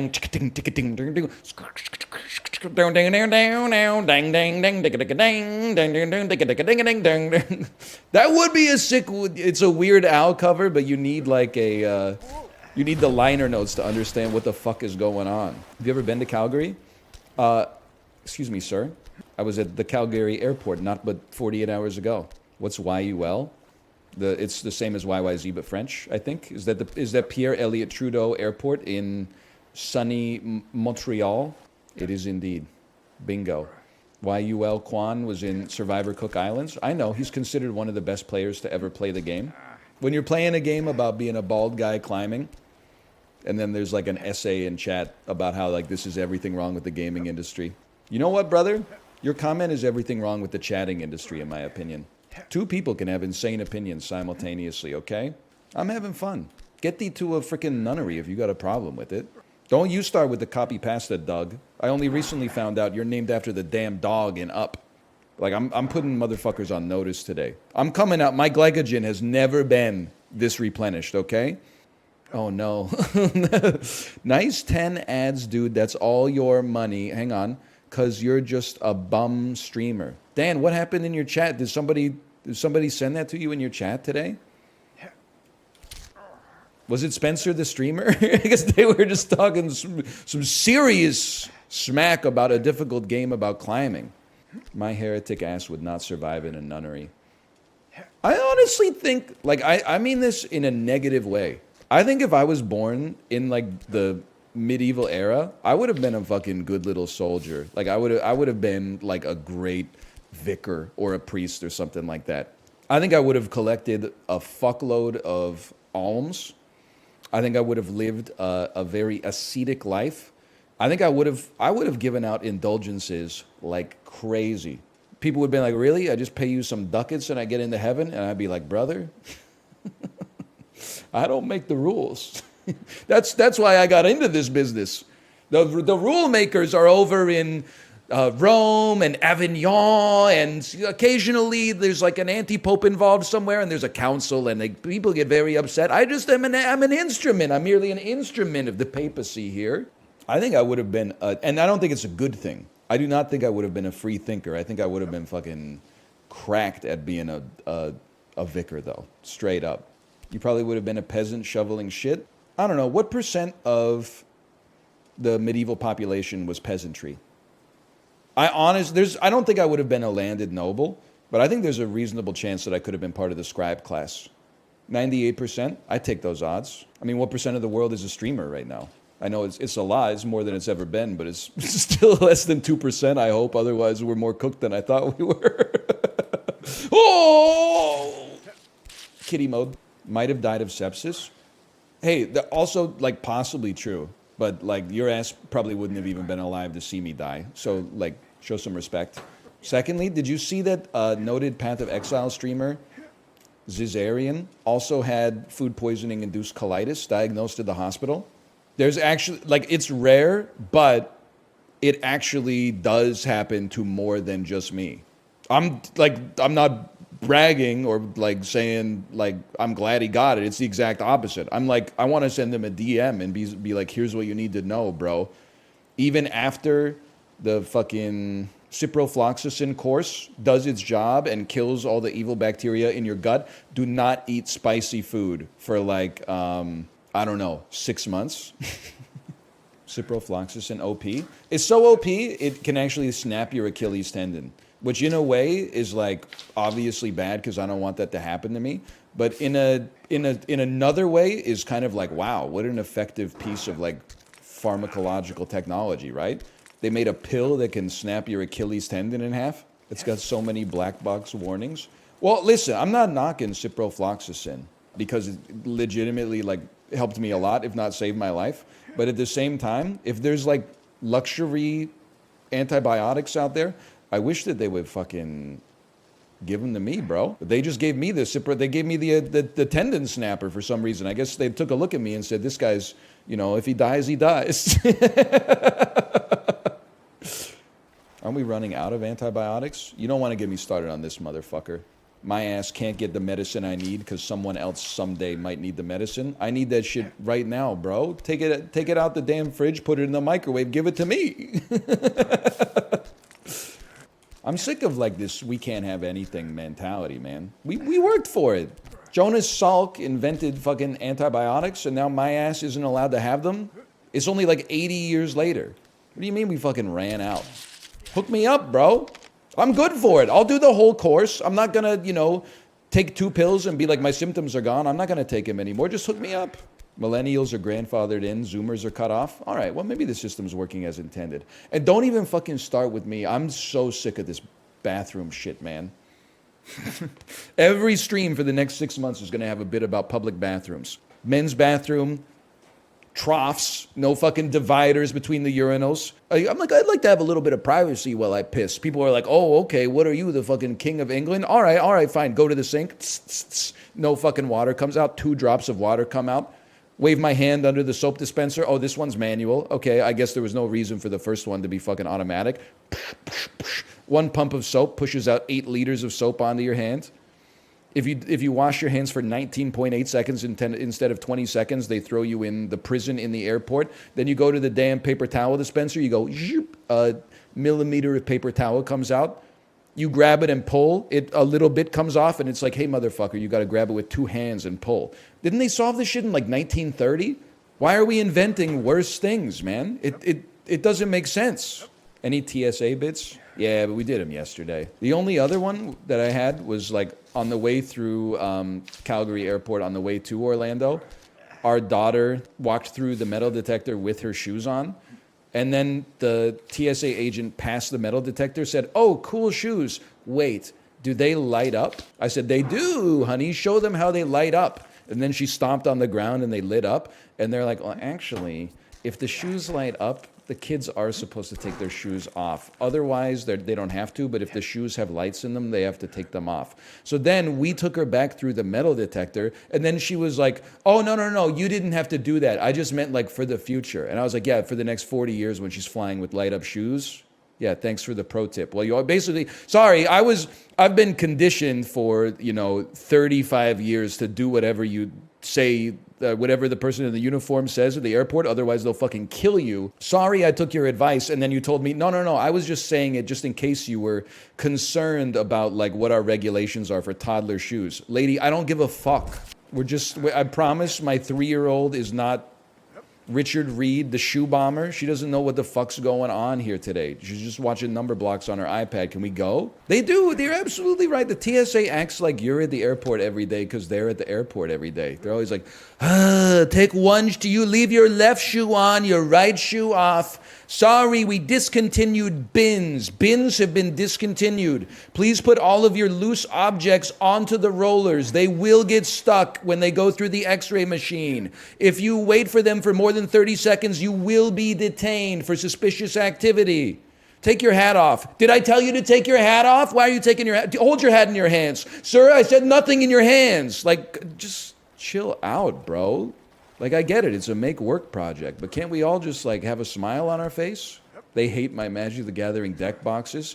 That is one thing I have heard about the Magic the Gathering community a lot, is that anytime they travel, like, to a tournament, the deck box always gets taken into secondary. I guess it does just look like a solid brick in your carry-on. I'm not saying you have to hand it to them. Also, like, maybe this is not... I don't take drugs except caffeine, and I have a couple beers from time to time, and maybe like once every 4 years I have an edible. But I'm looking to ramp that up. I just haven't gotten the nuts on me to go into a dispensary yet. But like maybe once every 10 times I go through airport security, they do the fucking like fingernail swab to see if you've got drug residue on your fingers. And I'm like, honestly, no disrespect, it's none of your business if I fucking did heroin yesterday. I'm not bringing it on the airplane. You got my suitcases. You're putting my shit through the X-ray. What does it matter to you if I was snorting Hollywood with like a Ben Franklin bill yesterday? It's none of your business. It's for explosive based material. Well, now I feel offended. Now I feel profiled. I thought they thought I was addicted to illegal narcotics, and I was like, listen, I get it. Wrong, but I get now I'm like, hey, just because every Jerry Bruckheimer movie has a bald villain, that doesn't mean we're all bad, man. There's probably way more bad people with hair than are bald, statistically speaking. It's not the hair that make it the man, it's the manners. Oh, all right, next time. John Malkovich and Con Air. That shit is not real, motherfucker. How many bald evil men in history are there? Mussolini was bald, right? Was Franco bald? Franco was bald. Okay, I mean, that's two that I'd rather not have on my team, to be honest. I thought I was building a good argument, but instead I'm like, you know what, maybe we are evil. Reagan? Thank you, Ronald Reagan. Quite the head of hair on him, wouldn't you say? The Unabomber couldn't be hairier. You got to be careful with that. He's obviously a bad guy, but some people think he's a good guy. He was a good guy? I'm just gonna. he was blowing up motherfuckers with mail bombs, bro. Listen, in the opening line of the manifesto, if you don't read the rest of the manifesto, you're kind of like, okay, 1 second, let me see what he's saying about this. The Industrial Revolution has been a disaster for society. But the mailing of the bombs and stuff like that, I know it's a brave take in this day and age. Delete the VOD? What, for saying the Unabomber was a bad dude? If he just wrote the essay, he might be savable. I don't know. I don't know what else is in the manifesto. As soon as you start calling it a manifesto, you're in the dangerous territory. Like if the dude just said like, here's my thoughts, that's one thing. But as soon as you're like, check this shit out. Officer, I didn't watch this stream. You guys are like, you got to touch grass. I'm saying the Unabomber's bad. That's how warped your reality is online. If anything, in probably 5 or 6 years, you're going to go to prison for saying that the Unabomber had a point. I'm feeding you the company line. You're totally safe to be watching this. It might be the only stream that's safe to watch right now. How can you talk about socialization when you're a streamer? Well, I'm fucking doing my thing. It's your ass that's watching. I don't have control over that. I didn't say you got to be here. I don't even think I tweeted that I went live today. That's your choice, brother. I'm not stopping you from touching grass. You're stopping you from touching grass. Or I don't know, maybe you don't live in a walkable city. In which case, I feel for you. All cities are walkable if you're not a bitch. Me crossing 7 lanes of traffic to get to the target that's 100 meters away in Everett, Washington.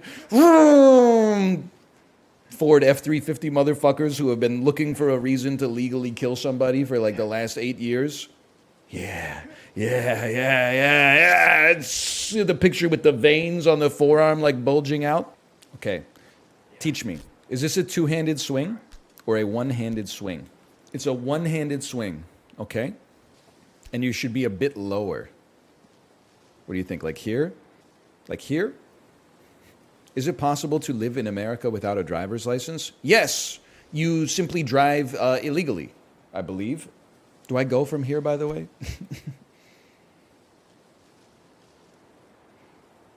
Yay! That could have made it.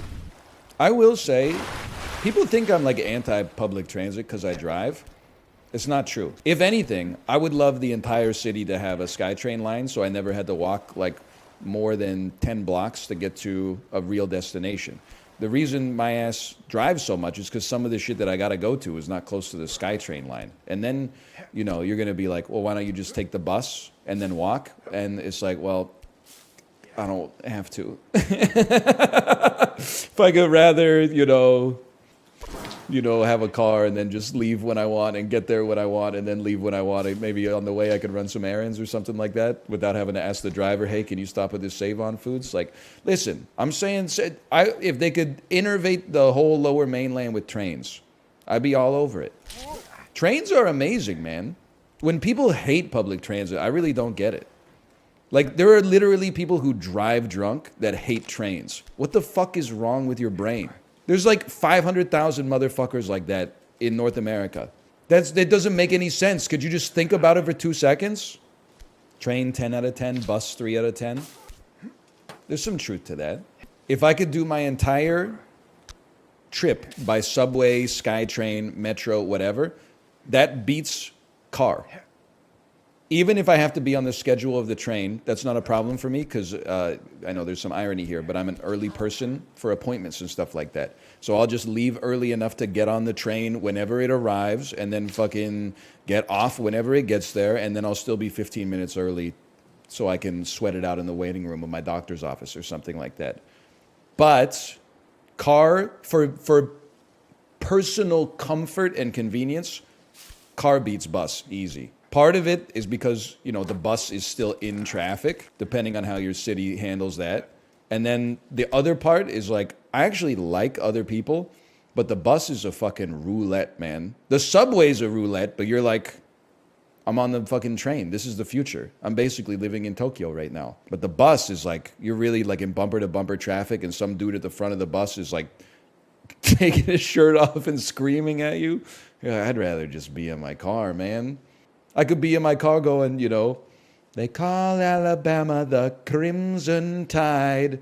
Call me Deacon Blues, Deacon Blues. Bicycle? I love the bicycle. I just refuse to ride it outside because I think that I'll be killed.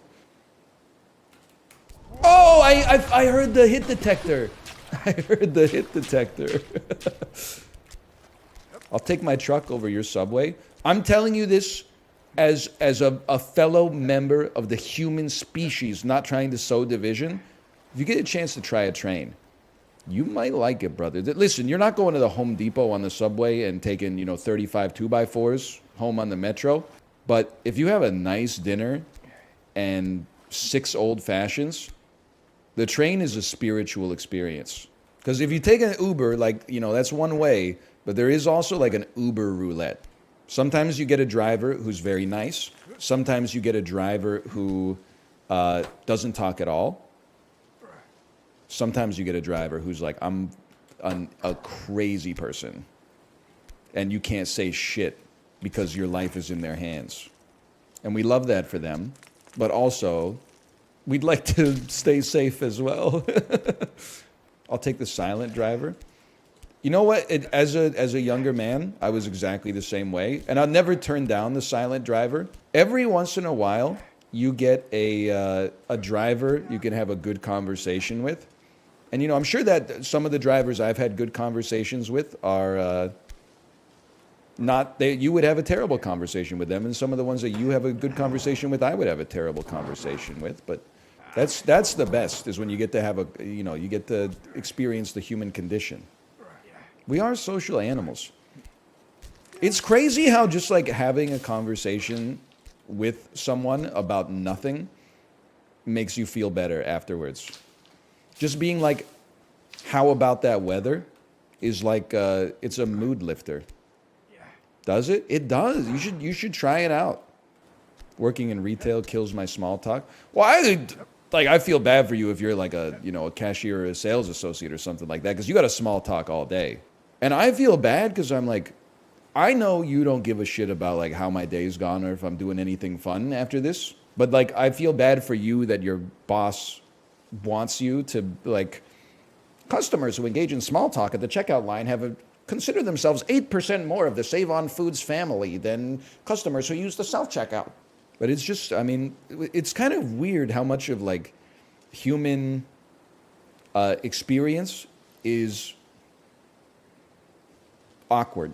Like, you ever go like, you're doing something at a business and they have to fill out like a bunch of forms. Like, we had to sign up to pay natural gas.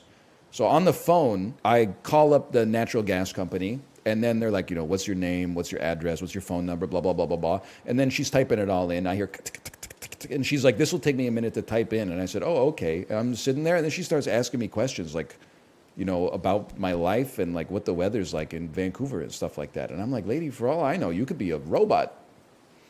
I mean, over the phone is kind of crazy. Like, it's a little bit presumptuous, but I was like, oh, a member of authority is asking me a question. I better answer it. Oh, it's great here. It's great here. My social security number is. You want to aim for 2 p.m.?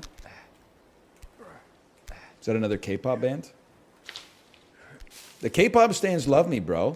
I guess I keep mentioning G Idol in my Balatro videos, because in that game, occasionally you do draw queen cards. I'm bridging the gap between Steely Dan fanatics with gray beards and 17-year-old Argentinian K-pop stans.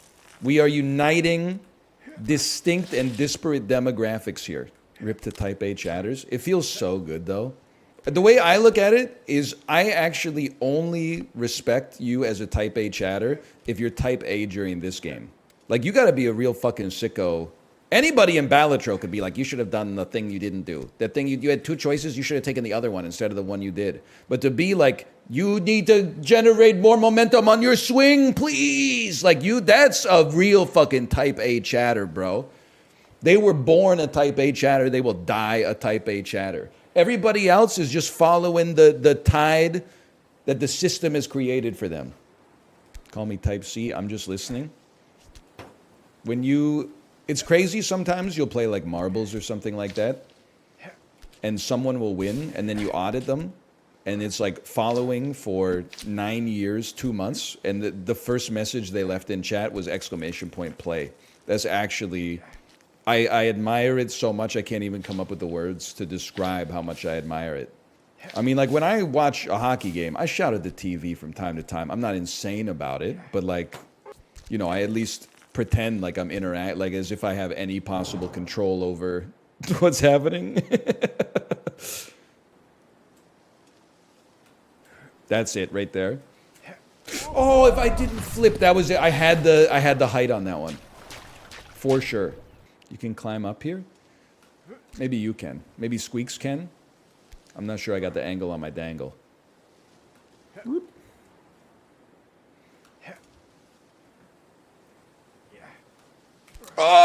Oh, dude. Okay, that's going to be a big time save. You know what this is? This is double switch, bro. At first, you're like, no, I'm going to do things the easy way because the hard way is hard. But then you realize you're going to be doing the same section like 100 times. You might as well learn how to do it the best way. Because trust me, you're going to get enough practice. It's ironic because you ignored the main gameplay of double switch for the whole playthrough. Excuse me, I'm one of the only people who's beat that game. It's one of the hardest games ever made. I was dropping people in the motherfucking traps. I was spinning around the sarcophagi, trapping the ponytail dude in there. You never pre-armed a trap. You always triggered them in media res. That's why I'm goated at calling in stratagems and helldivers, bro. I got the APM. Okay, here's what I'm thinking now. We're gonna change some variables. I'm gonna go two-handed launch from here. Two-handed launch. All clothed in loin. Purloined you a rock on the beach where you swing from a hold. I am climbing. Oh, you get the idea. 1 hour into the stream, this stream ain't shit. 2 hours into the stream, I need him bouncing and moaning on it. 4 hours into the stream, Neutral Milk Hotel mentioned. You know, I gotta say, I almost feel like, might be a better reaction than +2. Because is like, I hit you with something you ain't ever seen before. You don't know how to react. It's like the first time Tom York came out with the robot voice on Kid A. You were like, what the fuck? I thought this guy was a creep. I thought he was a fucking weirdo. Now he's a fucking Dalek. Now he's sucking on a damn lemon. So true. Well, I guess not now. Yesterday he was sucking on a damn lemon.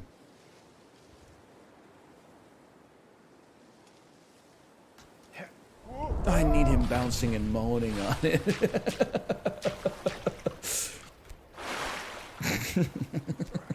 So many huhs. We got it. This bit is not sustainable. Those are the best, man. It's like Borat. Borat came out. You can't just sustain saying, my wife, for like 10 years, you know. Eventually, people are going to turn on it. Now all you motherfuckers are pretending like you weren't going as Borat Halloween 2007. No. What was I watching back then? When I was 17 in 12th grade? You ever hear of a comedy called Big Night with Tony Shalhoub and Stanley Tucci? Yes. I think back then I was more into duck soup.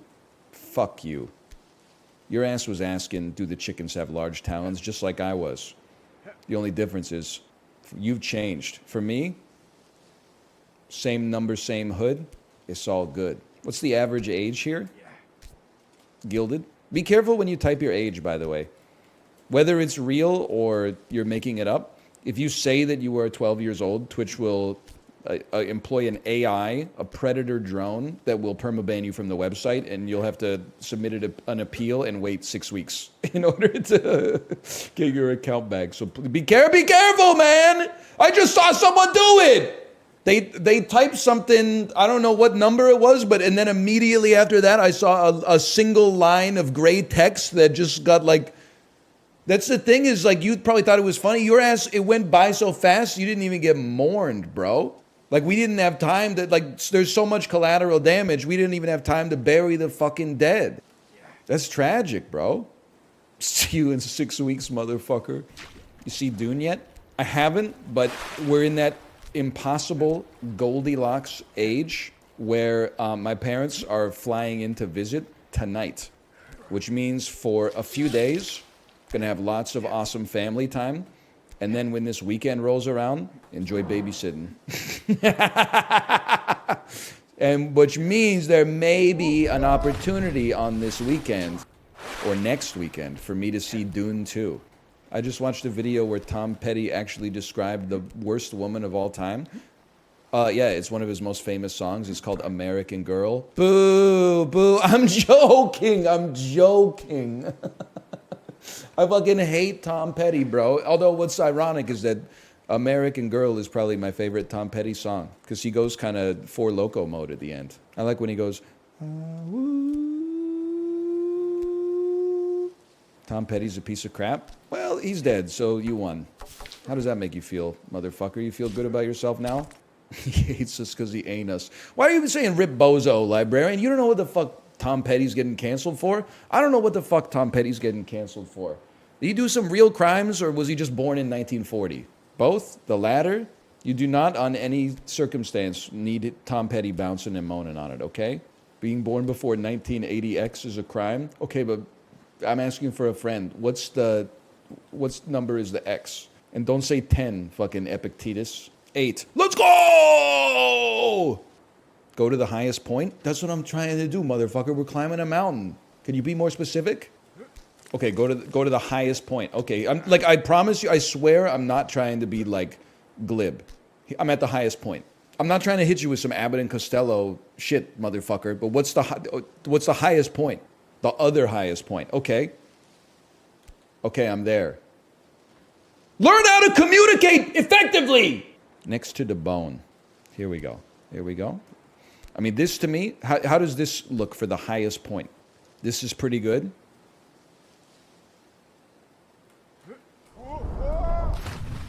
This won't make it, but sure. Well, then it's bad, motherfucker. I saw Tom Petty in concert. I didn't get a concert shirt, and I get a concert shirt at every concert I go to. Listen, all due respect, if you go see an old-ass motherfucker in concert and they sound old and tired, that's on you. Like, when you saw him, that motherfucker must have been, like, 73 years old. What do you expect? You see Al Pacino reading out the Best Picture winner? Like, he did not know what he was doing. It's tragic. I'm not making fun of it, even though it's a funny moment. But, like, dude literally, like, mumbled 10 times and then said, "My eyes see Oppenheimer." He didn't even realize he announced the winner. He was reading off, like, the director and then, like, the cinematographer and the director of lighting and stuff like that. I've only got 3 minutes? Oh, motherfucker. I didn't make any progress. Unless if I nail this jump, then I know. Then I know that I've made progress. Didn't even leave the starting line. I'm reluctantly crouched at the starting line, waiting and baiting. He's jerking in time. His balls are clashing on an empty road. He's hoping soon someone will swallow his load. He's going the distance. He's the song is about cum, people, is what I'm trying to say. How long did you workshop that one? That one came off the cuff. Worst band of all time. Actually, Cake is really good, and the band is pretty solid too. One of the rare bands where they're better than the thing they were named after. Pavement, definitely better than the thing they were named after. I don't respect Concrete. Garbage? Okay, well, garbage is probably better than Garbage. Fair enough. Nirvana? That's tough. The band's pretty good, but the concept is also up there. Do pull-up launch. So what's that? That would be like, wow! Wow! Yes, but good. Okay? Wow! No, that will do it. That will do it in the future. Okay, we got to stop now that we don't want to be late for Jackbox and I got to go pee. Okay. Can I tell you? So I got a bone to pick, man. I've never read the Kama Sutra. Okay? Full stop, straight up. How many different positions could be in that motherfucker that are actually meaningfully different? I'm not talking about, oh, this one is called the braying donkey, and then this one is the braying donkey, like, reversed, and then this one is, like, one leg up. This is, like, the braying donkey declined or something like that. I'm talking about, like, how many unique positions could possibly be in that are actually meaningfully different. Like 10? 13? I don't know. Even 10 seems kind of high to me, man. I mean, I guess it depends what kind of furniture you got in your house, but, like, I mean, if you're in like a bed or a table or a couch type situation or a car, like, I mean, human beings are basically like lines, right? Like, how many different meaningful ways can you rearrange like two lines to be and still keep the necessary parts aligned? I just think it's too. I think that when people talk about the Kama Sutra, and admittedly, I'm coming from a position of ignorance, I think that they're going like, oh, I'm like so spicy. When in reality, it's like the fact that they're talking about the Kama Sutra kind of is like, that's like day 8 of fuck university or something like that. I don't want to get too real about like my intimate details here, but I just can't imagine like, when the moment comes being like, hey, let's try something. And then it's like fucking going to see like a physiotherapist or something like that. And I'm like, and then you put your leg here and then I'm going to like bend it. I'm going to like your right leg over my left shoulder. And then if you could do like a side plank or something like that. And then I get down on like one knee. I'm in like a lunge or something. Like, it just doesn't seem, I'd rather just put some extra sauce into like into the mood or something like that. Light some candles, whisper like some fucked up stuff. Like, I don't the pilometrics and the kinematics, they just don't seem, I don't know if the juice is worth the squeeze, I guess is what I'm trying to say. All right, we're back with Mama Liz's chili oil. Today, we are going to make that jump. I don't promise anything else, but we're going to make that jump, okay? And now it sounds like you're a certified freak. I don't think so. I think I'm mostly like a normal guy. Certainly I wouldn't be a certified freak 7 days a week. I think at some point you would just consider that, to be honest, to be kind of like exhausting. There's times you just want to like go to sleep. 7 days a week, you got to unionize. That's true. That's hard work, man. It's not that hard, I guess, but I mean, there's worse jobs, don't get me wrong, but like, sometimes you might be like, I'm actually sleepy. Hey, now, if you wanted to move to a 4-day work week with more hours per day, I would support you. That could be fun. I don't think, like right now, I'm happy where I stand. If anything, people shore me for this all the time. I would love to add a little bit of extra streaming time. I would love to stream like 9 to 4, but I just don't know if it's in reality for like any reasonable time frame because of my daughter's schedule. Because she's starting school in September, and like, I don't know how junior kindergarten works. Like, I think you start school at like 8:30 or 9:30, and then like maybe it's done at 2. I honestly have no idea. What do people with real jobs do with their kids? I mean, I know how this sounds. You would be surprised at the number of them that have a nanny, which you got to do what you got to do. But I'm glad it's a step that we have not felt like we need to take, because I feel like this is like a very precious time. Or you could, like, yeah, $1,500 a month daycare. But even like the daycare that our daughter's in closes at like 4:15. Okay, we're going to make this jump today. We're going to build something this summer. Close, close, close. Both of my kids are home with me while I work. They're 7 and 4. Honest question, how do you not get them to bother you? I love spending time with my child, but there's like when I carve out this 5 hours, I'm like, I need this for like serenity right now. This is like, mental health. iPads? Well, now you're cooking. Please don't give your kids iPads. Fucking 19-year-olds watching this on an iPad are like, please don't give your kids iPads. I'm different. I'm older. My brain's 72% fully developed. People are not going to like this take. Even some parents won't like this take. There's parents that are extremely anti-screen time, and I get it. You only get one shot to raise your kid. There's, reports out there that's like if your child ever sees a screen before the age of 10, their brain is permanently fried. I am not a child psychologist, but I feel like there's my personal take is there is a slight moral panic about the concept of a screen. I think as long as you limit the screen time to something like, a couple of hours a day maximum, and you watch what they're watching to make sure it's not like pure garbage, then like you can see the iPad as like a tool instead of as like a microwave that just like Apple's developed a screen that fries your brain. Like that doesn't make sense to me, that there are people that are like, literally like, because my daughter will like watch her iPad and it's a channel where someone reads her like a storybook and she watches the whole video all the way through. And I'm like, okay, your kid is sitting on the hardwood floor with a toy hammer, like bashing the shit out of your floor. Like, I'd rather have my kid getting a story read to them than, just beating the shit out of my furniture. I mean, that stuff's expensive. So I'm not saying, like all the discussions about, screen time are wrong. I just think when people are like, any screen time is obviously bad, I'm like, wait till your kid gets into the fucking real world, bro. The average adult is on a screen like 16 hours a day. And like my kid is like learning how to fucking read. You're watching Love is Blind. Like honestly, you're not an authority. I'd rather trust her than trust you.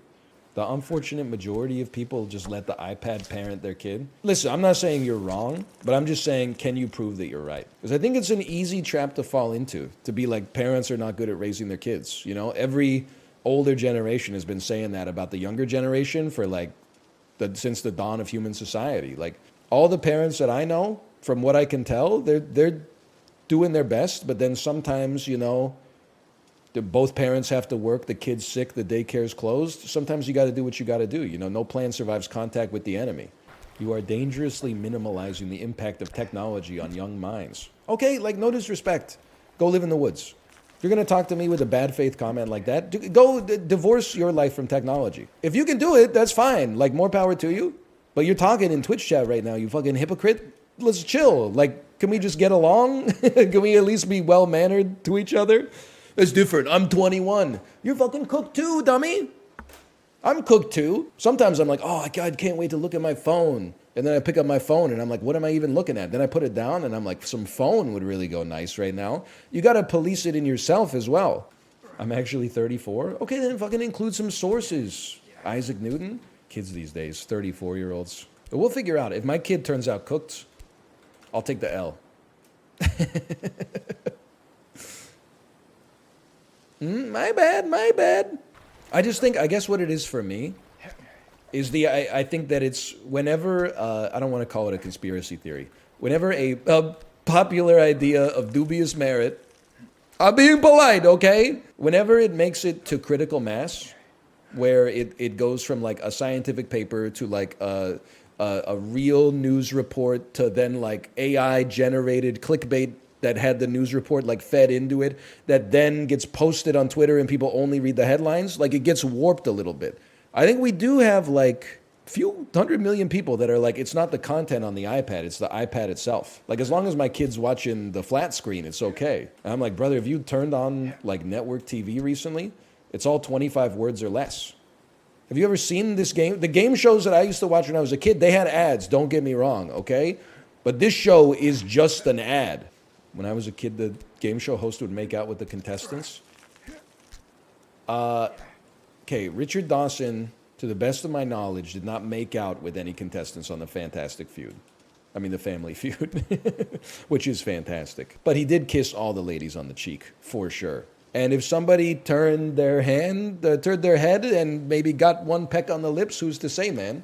You honestly think like people were just happier in the 1970s? If you don't believe that, go watch an episode of Richard Dawson on the Family Feud. It seems like, I mean, maybe it's not representative of society, but it seems like everybody's having a great time. You ever see the Newlywed Game? They could not run the Newlywed Game now. People would be like, Bob Eubanks, I'm not going to answer that question. That's private. Back in the day, you'd be like, all the husbands go in the back room, and then some stranger with a slick haircut would be like, what's your favorite place to get fucked? And they'd be like, okay, Sally, flip it around. In the ass. And everyone would go, wow, holy. You couldn't make that show now. Comedy truly is dead. You know what I was thinking? You don't see that many Maureen's these days. I wasn't alive in the peak Maureen era. I feel like that definitely has to be the 70s, but I can't remember the last time I met someone that was like, my name is Maureen. You're so right. There's fewer Eens out there these days. Saw a woman on the apps named Maureen the other day. What app? Fucking the septuagenarian. Oh, I'm just making a joke. I'm sure I know what apps you're talking about. Grindr, right? Uber. All the dudes who went by Ronnie are gone. I mean, listen, you don't see that many Ronnies, I feel, and you don't see that many Rons. On the other hand, I actually think that, and I'm a part of the problem, I think I'm living in peak Ryan. I met like 7 Ryans when I was on vacation, more than any other person whose name I learned, for sure. We did like an escape room style thing for families. The other dad in our group was named Ryan. Our server at breakfast one day was named Ryan. I went to get the massage. There was a Brian in the room with me. I also feel like, and I can't verify this, but I think I've said it before, I feel like my generation is peak Justin. I feel like obviously the first Justin was born in like the Byzantine Empire or something. But then like peak Justin was definitely kids born like 1980 to 2000. It seems like you very rarely, and I'm out at the playground from time to time playing with my daughter. You very rarely hear like a mom say like, Justin, get over here. Lots of Olivias, Bradens, Jalen, lots of Lyns just in general. Jackson seems to be a big one. I feel like you don't meet that many Daves either. I feel like David definitely exists. I could imagine a child called David, but you don't see too many motherfuckers these days that are like, my name is Dave. Really, Prezzo? You're a Dave, huh? I always thought of you as like a Scott, not in a negative way. Just kind of gave off like Scott vibes to me. Sounds negative? Well, it's insane to say, like, you look like your name is this. Like, you know that they gave them that name when they were, like, a baby, right? Like, they didn't know what was going on. Or are you suggesting the decisions that they made in their life since being named Scott are, like, that led you to look like a Scott? See, Kyle's. Okay, well, I can't argue with that one. What's wrong with Kyle's? Kyle's, they just have a reputation for I don't know, for living each day like it's their last. For like punching a hole in a wall. Yeah, exactly. Kyles have a reputation for calling their mom the B word. For hitting their mom. It's fucked up, man. I'm inclined to say if you hit your mom, you're probably cooked. Is this a good spot to go, by the way? Higher, lower, lower, higher. 2 hands, no hands. I just believe that this is the spot, man. Not even close. Not even close. POV, you're the rock face. I mean, it's not an easy game. You guys ever see the subreddit Dog Free? Yes, I have. It's a satirical subreddit, right? It's a subreddit making fun of child free. People might think that I would support dog free because I make fun of child free from time to time. But actually, I don't know. I can only speak my truth. I have never had a problem like eating in a restaurant and there's like a dog there, or like being in a store and there's a dog there. I mean, I'm not even like a dog guy. I'm kind of a cat guy, but I think also I'm kind of just like a no animal guy. But like if I was in a restaurant and there were like dogs walking around and bumping into my legs all the time, I think I would be like, I'd be chill about it. Unless they're, you know, eating my food or peeing on the floor right next to me. At a restaurant? Yeah, I don't know. It doesn't bother me. Not even close. Not even close. You should jump from the bone as a joke. Okay, noted Marvel Snap Pro. Binks plays. Says jump from the bone as a joke. You might be stealth backseating me. In which case I appreciate it. Maybe we should try jumping from the bone as a joke. I don't know, it might surprise you because I got a lot of opinions. But like for the most part, I think my opinions are like pretty reasonable. Which is crazy to me because people call them insane. But like I don't mind a dog being in the restaurant. But then people are like, oh, but like if somebody spends too long at the water fountain and you can't get a drink in time, you're like mad about it? I'm like, yeah, because you're an adult, bro. The dog's not part of society. No disrespect. When I see a kid at the water fountain and they're taking too long, I'm like, stay hydrated, girl. Like you're 7 years old.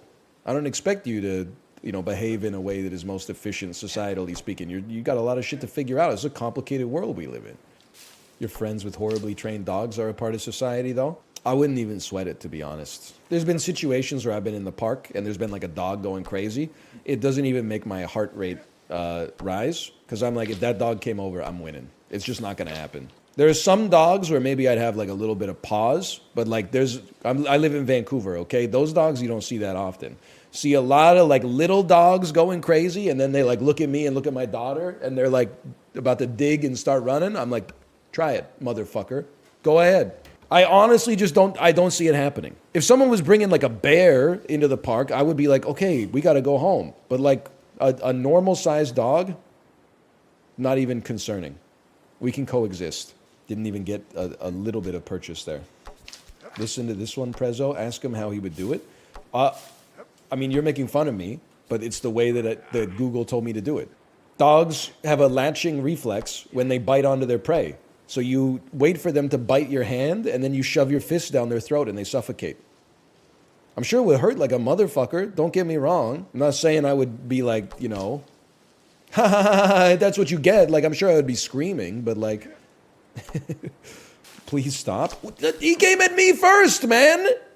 I don't think you can grab the bone, bro. I don't think it's too smooth to grab right there. Like this, right? Arbitrarily picks a spot. This is definitely it.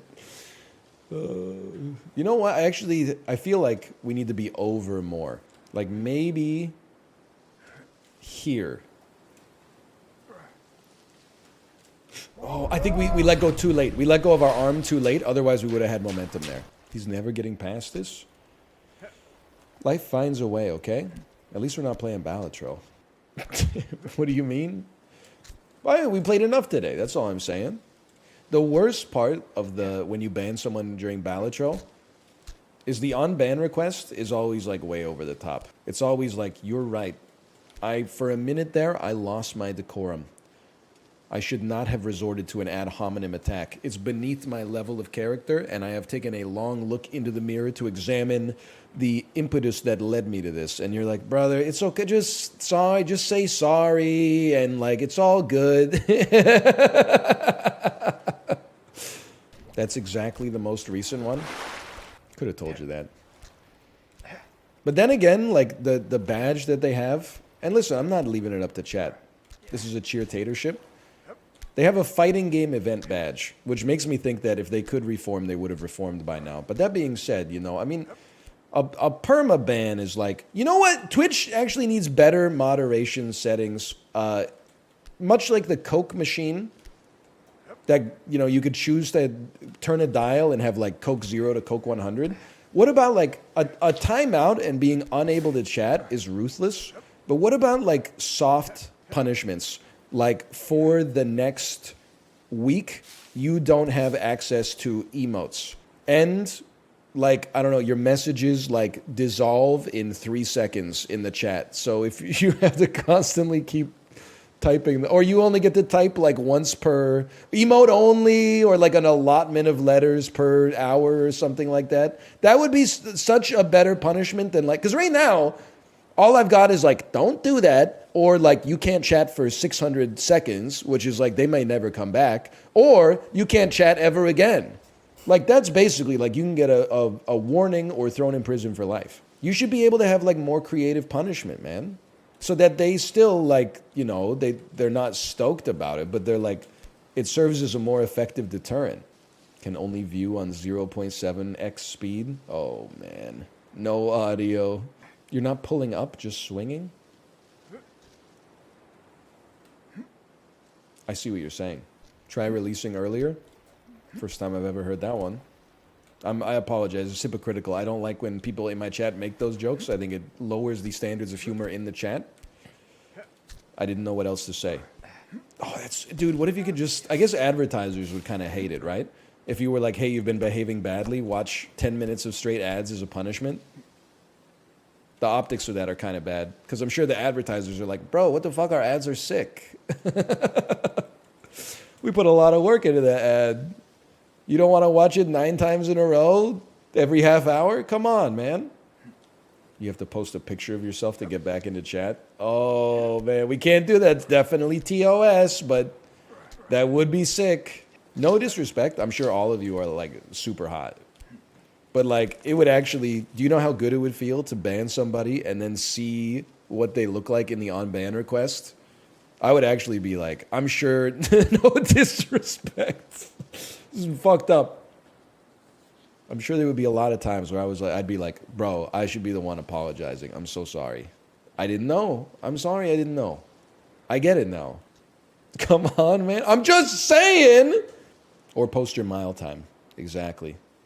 I'm not saying only ugly people are mean. I'm saying that hot people are probably doing hot people shit and not backseating in Balatro. It's like, it just, like, doesn't that seem like it passes the smell test to you? That just makes sense. I could be wrong. I don't have any data to back it up. I've been banned from chats before. I don't think my selfie is getting me saved from anybody else's chat. Twitch.tv/Denny's is definitely gonna, like, they're not bringing me back. Can I post you bumping yourself in the Discord? It's so funny. Thank you, Chiblee! I told the chat that I did that, and they all laughed too. I thought it was a great bit. People declined to watch the video, and I said, not on my watch. You are not having another conversation until at least some person says, that was funny. I'm not saying this to besmirch other streamers at all. I swear it to you. It's crazy to me that there's like people on this website that have been streaming for like 12 years, and then they're like, I can't wait to go live today and play like 12 hours of this 7 out of 10 game. And they can make it entertaining for their audience. Like, that's actually aspirational. Am I the insane one, or are they the insane one? Or maybe we're both insane? Like, there's really, like, streamers out there that are like, Wednesday, Escape from Tarkov for 12 hours today, let's go! That I can't bring... I guess I could do that with Isaac, now that I think about it. That's true, I was pretty stoked to play Isaac all the time. This is your quiet quitting game? What are you talking about? We're bringing the heat, man. Just because it doesn't have, like, a... fucking hot demon with a staff or something like that going, it's not a real video game. Reductive ass. You ever realize it's... I'm just trying to think about where I'm going with this. Whenever people tell you their favorite movie, I feel like you often learn a lot about them. Sometimes it's like The Wedding Crashers, and you're like, okay, I know what I'm dealing with here. someone who likes to laugh and they're not really concerned with like, oh, I want to like a movie that is like says something about my taste. You know, I would say that they're genuine. Or they might be like the Umbrellas of Schoenberg, and I would be like, okay, have you ever seen it? And they would be like, of course not, no one has. And I'd be like, all right, I see what you're going for here. I feel like people have fucking terrible taste in video games, though. Whenever you ask, well, man, you know what it is? I think if I asked you your favorite video game, most of you would pick something that has like a meaning to your life. You'd be like, oh, it was like Legend of Zelda Ocarina of Time. It was fucking, I don't know, Factorio or something like that. But then if I looked at what you actually played, I bet it's 32 hours of League of Legends per week on average. So you tell me, what's actually your favorite game of all time? TF2? All right, well, fair enough. Paper Mario, The Thousand Year Door? We love that for you? We love that for you. What's your favorite movie? I don't know. I don't have an answer for that anymore. Favorite movie I saw in the last 6 months? I've been talking a lot about The Last Duel. I've been talking a lot about The Insider. I really enjoyed rewatching Little Miss Sunshine. It hit me the first time, and it hit me even harder, 15 years later. 3 Billboards? That's true. I very much enjoyed 3 Billboards as well. Oh, but the bad guy has an act of redemption at the... Okay, if you want to see bad people get beat up, go watch Rick and Morty, okay? In the real world, sometimes characters are fucking complicated, bro. They're not just like, retribution power fantasies where like bad people suffer physical violence consequences, okay? It's a more complex work than that. Is this difficult? I mean, it's a very easy thing to fail at. Does that make it difficult? I don't know. But the cost to doing badly is like not that bad. You just come back up. I wouldn't say it's hard. You know what's hard is like, trying to do like a 1,000-pound deadlift and then failing. Like that causes you physical pain. This is actually like, it's pretty easy. I'm just not succeeding. Okay, Chibli, you have the floor. Let go earlier and do diagonal up and right. Is this the correct spot, Chibli? Is this the correct spot? Probably higher, I don't know. Okay, fair enough. And do I need to generate a swing first? One swing. Okay.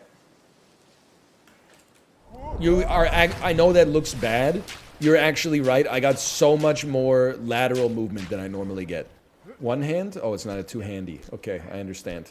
If you're still watching this, like, on Twitch, more power to you. If you're watching this on YouTube, that's crazy, bro. You're a real one for sure. What are you trying to say? Well, I mean, like, when you got, like, some chat activity to distract you, that's one thing. I'm just saying, like, you're a true enjoyer if you're watching this on YouTube without the ability to influence the stream. He's so right. He's so right. He gave me exactly the tools.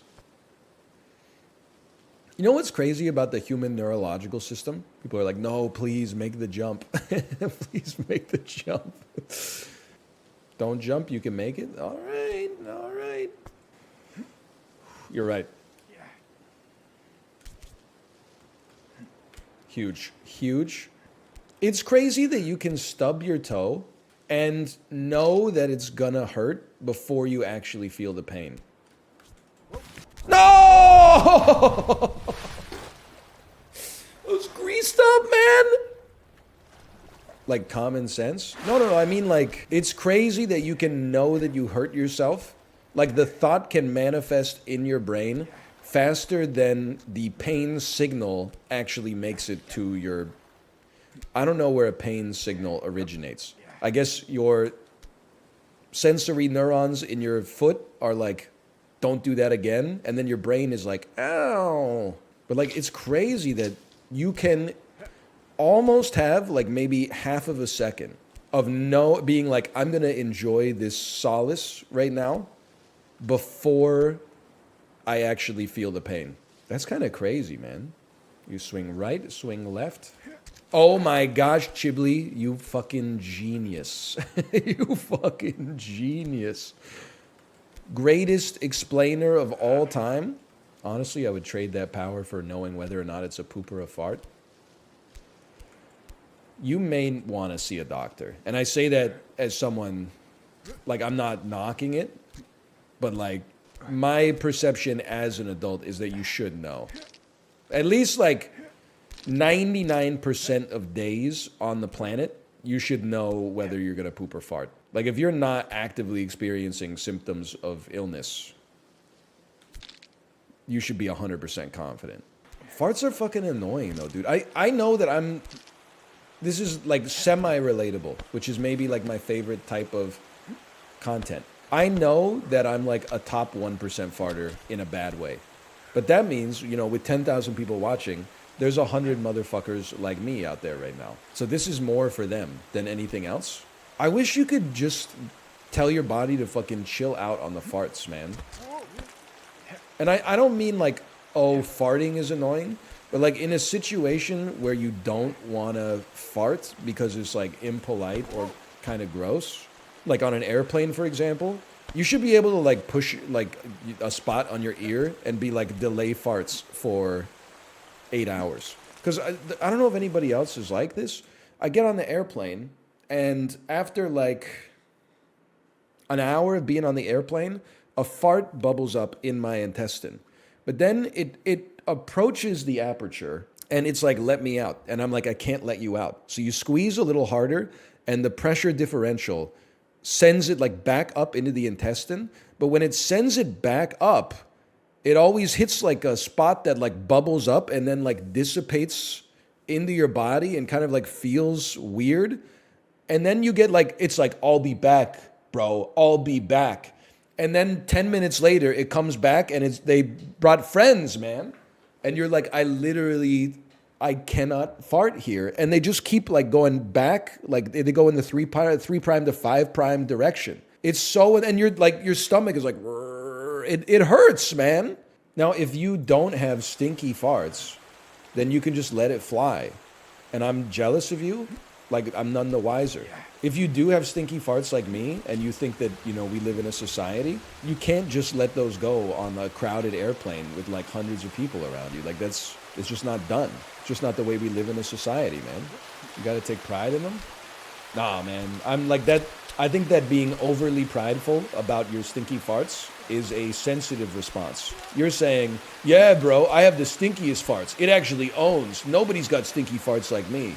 I am choosing to, you know, elevate myself and try to be like a higher order being that's like, I don't want people crop dusting me, so I'm not going to crop dust them. I'm following the golden rule. And unfortunately, I'm the one who suffers as a result, but, you know, maybe the world would be a better place if more people behave like that.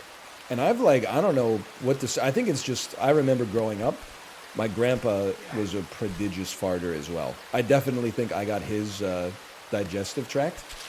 Because people say you can control it with your diet. I've been like this since I was like 14 years old. I think it's like an epigenetic response to growing up in Ontario or something like that. Like breathing in all the Hamilton pollution like caused my fart genes to be expressed. It was like, you're living in a stinky environment. You should, you know, when in Rome. But my diet has changed so much since I was 14, you know. I went from eating Nature Valley granola bars and I mean really just a lot of like salami sandwiches to like I was a vegetarian for a while. I lived in Korea, had exactly the same problem. You know, diets changed a lot over the last 10, 15 years. Nuked all of my gut bacteria with ciprofloxacin, rebuilt it with probiotics and kefir, and I still got the same thing, man. Should I go on dairy free? That might be the way. It hurts because I like cheese a lot. But we eat a lot of Korean food. Korean food is very rarely dairy-full. I'm not eating cheese tteokbokki, let's be real. I do love cheese a lot, though. I would also love not stinking up the joint. And then people are always like, eat more fiber. And I'm like, I would go band for band with you on fiber. A, I eat a lot of whole grain carbohydrates. B, I eat a lot of whole fruits. And I take 10 grams of fiber supplement a day because that was the first thing I thought of when I was getting too much gas. I actually think it's possible I might be getting too much fiber at this point. You might be over-fibered. See, that's tough because like removing cheese from the ecosystem is not necessarily trivial, but not hard. But there's no shot I'm removing bread and grains from my diet. Like, it's one of those, I would rather die like 18 months earlier. Remove the supplement though? Yeah, but they taste good. And they were really expensive.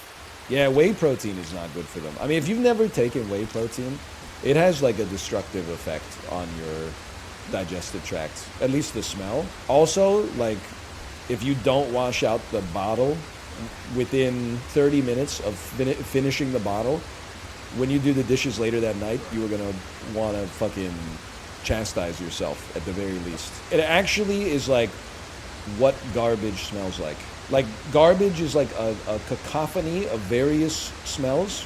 Whey protein is like, it generates the entire cacophony in one ingredient. But it's like, what are you going to do, brother? You're not going to eat like 7 T-bone steaks a day. And the stink stays in the plastic, man. So like, if you don't wash it once, you're probably chill. If you don't wash it like 2 times, the bottle's never going to be the same. It's not that hard to rinse it out afterwards. I'm pushing back on that. I think it's hard to do almost anything with 100% compliance. Being 100% compliant in any task is hard enough in itself. I'm not saying it's the hardest thing in the world, but dude, we should banter more. We're actually fucking climbing now. No! I think we made the best of it today. Woke up a little lightheaded, woke up a little congested. I did the thing, I'm sure that this is a very common bit.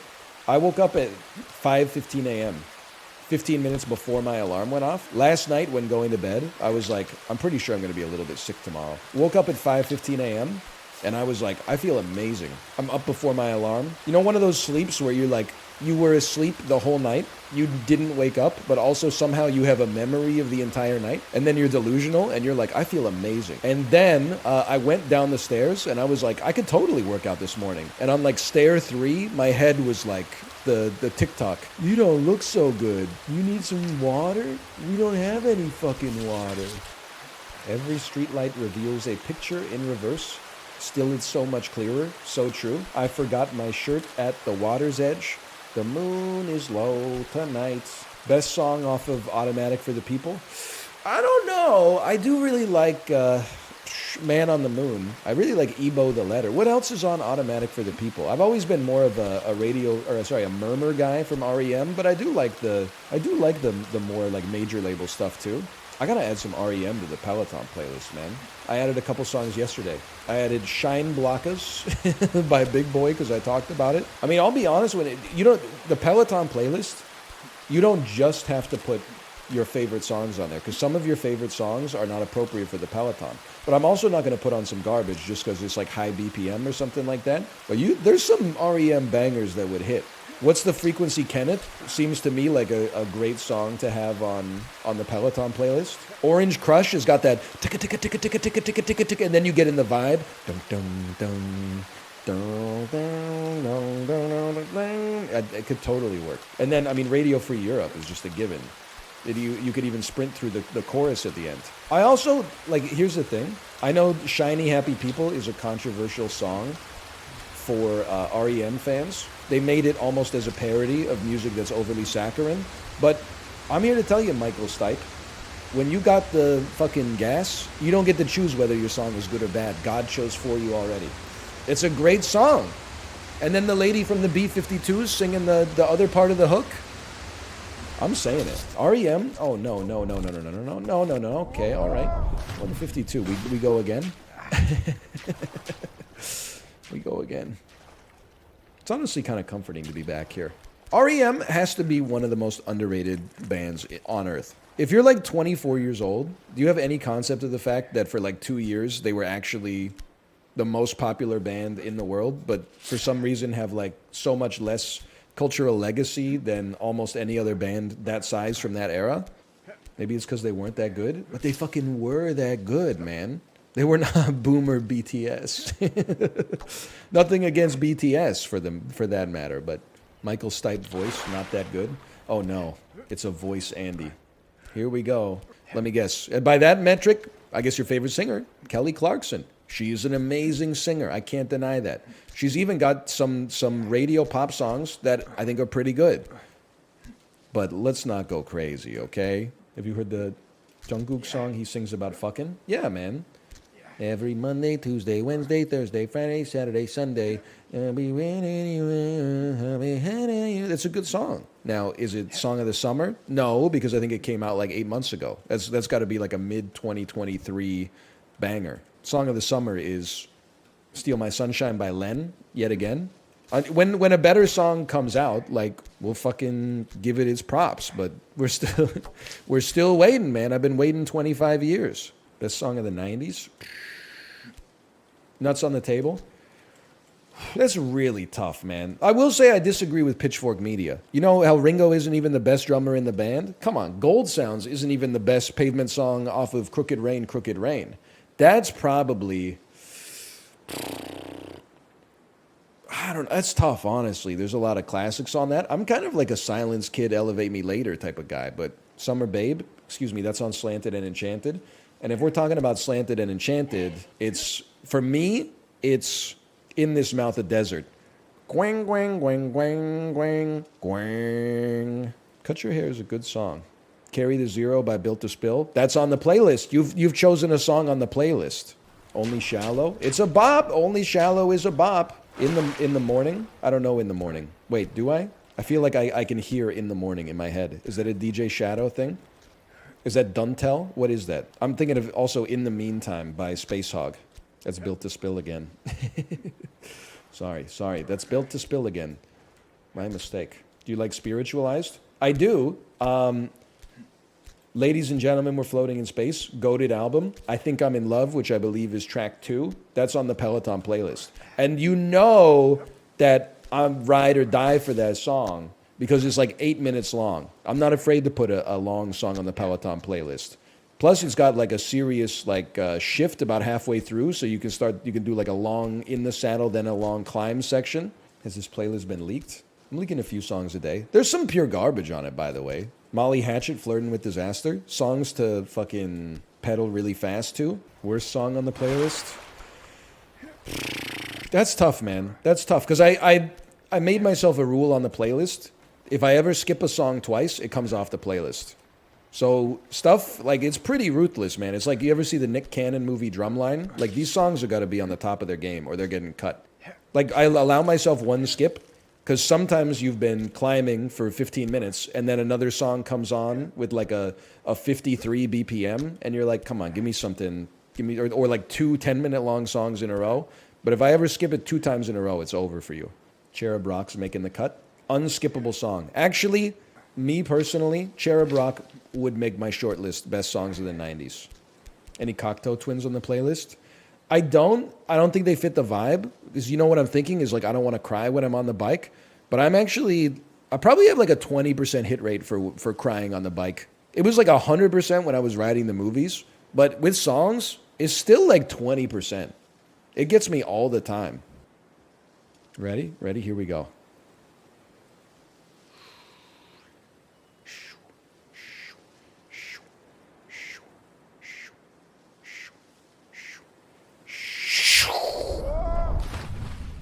It's 2 o'clock.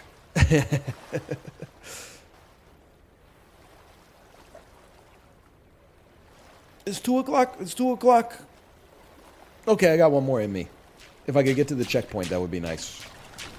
You ever bike the seawall? I have. My hot take is that the seawall is amazing. I know a lot of people who don't live in Vancouver are actually, like, I watched a video essay about how it's underutilized. That may be true. I can't necessarily disagree with that. Like, sure, wow, the seawall's so great, but wouldn't it be nice if there was like a JJ Bean every 200 meters instead of like nature in the ocean? That's probably not what they were getting at, okay? I'm being overly reductive. But what I will say is that if you're cycling predominantly as a workout, the seawall can be very annoying because, just to be honest, you shouldn't be there. That is for people on a pleasure cruise. It's for tourists on rented bicycles from the Burrard Hotel. Nothing is more annoying than when you're walking on the seawall and Lance Armstrong passes by you in like full Lycra. And like he says on your left, he's probably 80 meters away from you. But by the time the sound reaches your ear, like he's already past you. And then like as the cyclist as well, you have like people that are on like motorized scooters and stuff like that. You have people that are taking a photo of somebody in the bike lane because the bike lane is adjacent to the water, and then they just like they line the photo up and look through the aperture, and they walk backwards like without ever checking what's going on behind them and stuff like that. Like there's some you shouldn't be trying to become king of the mountain on the seawall. Then you got to dismount at Third Beach. Don't even get me started on the Chip Wilson motherfucker. Seawall, beautiful part of the city. Holy cow, you can go all the way from like the Ironworkers Bridge. You go down around Stanley Park, English Bay, Beach Avenue. So beautiful. Yale Town, oh, it's gorgeous. You go around the little curve there. All of a sudden, you're in Olympic Village. You're at Science World. You're cruising along. You get down to Kitsilano, and then all the NIMBY motherfuckers are like, we built a fence here because we want private beach access. And then your ass has to ride on Northeast Marine Drive or whatever the fuck it is. And like all the roads are like, please don't bike on this road. And I'm like, I gotta go somewhere, man. I gotta go somewhere. And then you get to the beach and you're pedaling on sand. That's where it's time. Like, unless you're going all the way to UBC, you gotta turn around at that point. Who are you talking to? I am experiencing brain death. Never mind. Get to the checkpoint. And once you get out by UBC, like, the drivers will kill you. On the seawall, it's a cyclist paradise. Because anytime a Evo accidentally drives on the seawall, everyone pulls out their phone to film them and laugh at them. But as soon as you get out of the protected seawall and you gotta be on, I don't even know, I think that's another Marine Drive or something like that. All of a sudden, they're like, you're in our territory now. It's a nice place to live, honestly. You see the TikTok of Small Flat Michael? I did not, but I'm curious. Small Flat Michael. What is Small Flat Michael? The Linky? No, okay. All right, fair enough. It's still so cold, bro. I think something's wrong with my limbic system or something. Why am I so cold? Why are my hands so cold? Why are my teeth chattering? It's hot outside. It is 74 in my office. I mean, 74 Fahrenheit. Let us know if you see Small Flat Michael. Why does it sound so threatening? I mean, this is crazy. The messages I'm getting from my wife, she told me she cleaned up our front and side lawn with all the leaves and sticks. She gave me a customer service number to call for WestJet so we can get some kind of compensation for the fact that our flight was canceled. How does that, hey, can I get anybody here a CSR for an airline? You're going to think that I'm putting on airs, but it's true. My actual customer service methodology is be honest and be polite. And then I find that oftentimes it works. But also, are there any tips so I can get, because like, it's not really their fault that there was a thunderstorm that canceled the flight. But at the same time, because the flight was canceled, we had to pay out of pocket for a hotel. So as far as I'm concerned, either WestJet or like Zeus owes us like $300. Be very polite because you're not legally entitled to a refund. What about because our original flight was a direct flight and we had to go through the indignity of a connection when they rebooked us? My girlfriend's a CSR. She says WestJet won't care. Challenge accepted. Me 30 minutes from now? Okay. All right, no, I understand. Yeah, no, thanks anyway. No, yeah. No, fuck me. What was I thinking? Yeah, you're right, I did try to scam you. Okay, you got me. Yeah, I guess I'll go fuck myself. Okay, yeah, you got me. All right, thank you, bye. No worries if not. I have a bone to pick with people that keep calling games like this streamer bait, okay? Now, I understand the idea that there's streamer bait in the sense that streamers like to play them, and they do very well on stream. However, I think that it's a derisive term that indicates that it's like a bad game that's funny because it's bad. I disagree with this. I don't mean to be like overly like pseudo-intellectual about this, but I look at games like this, Getting Over It, Alt F4, etc. These, for me, are modern addictinggames.com flash games that you would play in computer class in the 9th grade when your teacher got hired to teach computers in like 1970, and now in 2002 he doesn't know what the fuck he's doing, so he's like, just sit at the computer for 72 minutes, figure it out. I see these as being like the modern flash games. And I don't know, gamers are so funny, man. Not individually, as we've proven on this website over the last 10 years, but like en masse. What makes this less of a quote unquote real game than Baldur's Gate 3 or something like that? I sort of don't get it. I'm not just being like needlessly obfuscating, but I'm like, why is this less of a game than Baldur's Gate? Effort? Yeah, but there's like a lot of horrible games out there that required Herculean effort to make. They were just cooked from the conceptual phase. Bro was like, I'm not going to use Game Maker, I'm going to make my own engine, you know? And then it takes 10 years to come out, and the industry has shifted since then. Like, it happens all the time. Actually comparing this piece of S to Baldur's Gate 3, that's what's called an ad hominem attack, which actually reveals the weakness of your argument. That's not an ad hominem. It's an ad gaminum. I guess homonym, or does homonym mean word or something? I don't know Latin, because I was not born in 1988 BC. Watching a librarian video, he's at the same spot. You don't understand. This is my commute. You wake up, you eat breakfast, you get in your car, you drive to work, you come home, you park your car in the same garage from whence you left that day.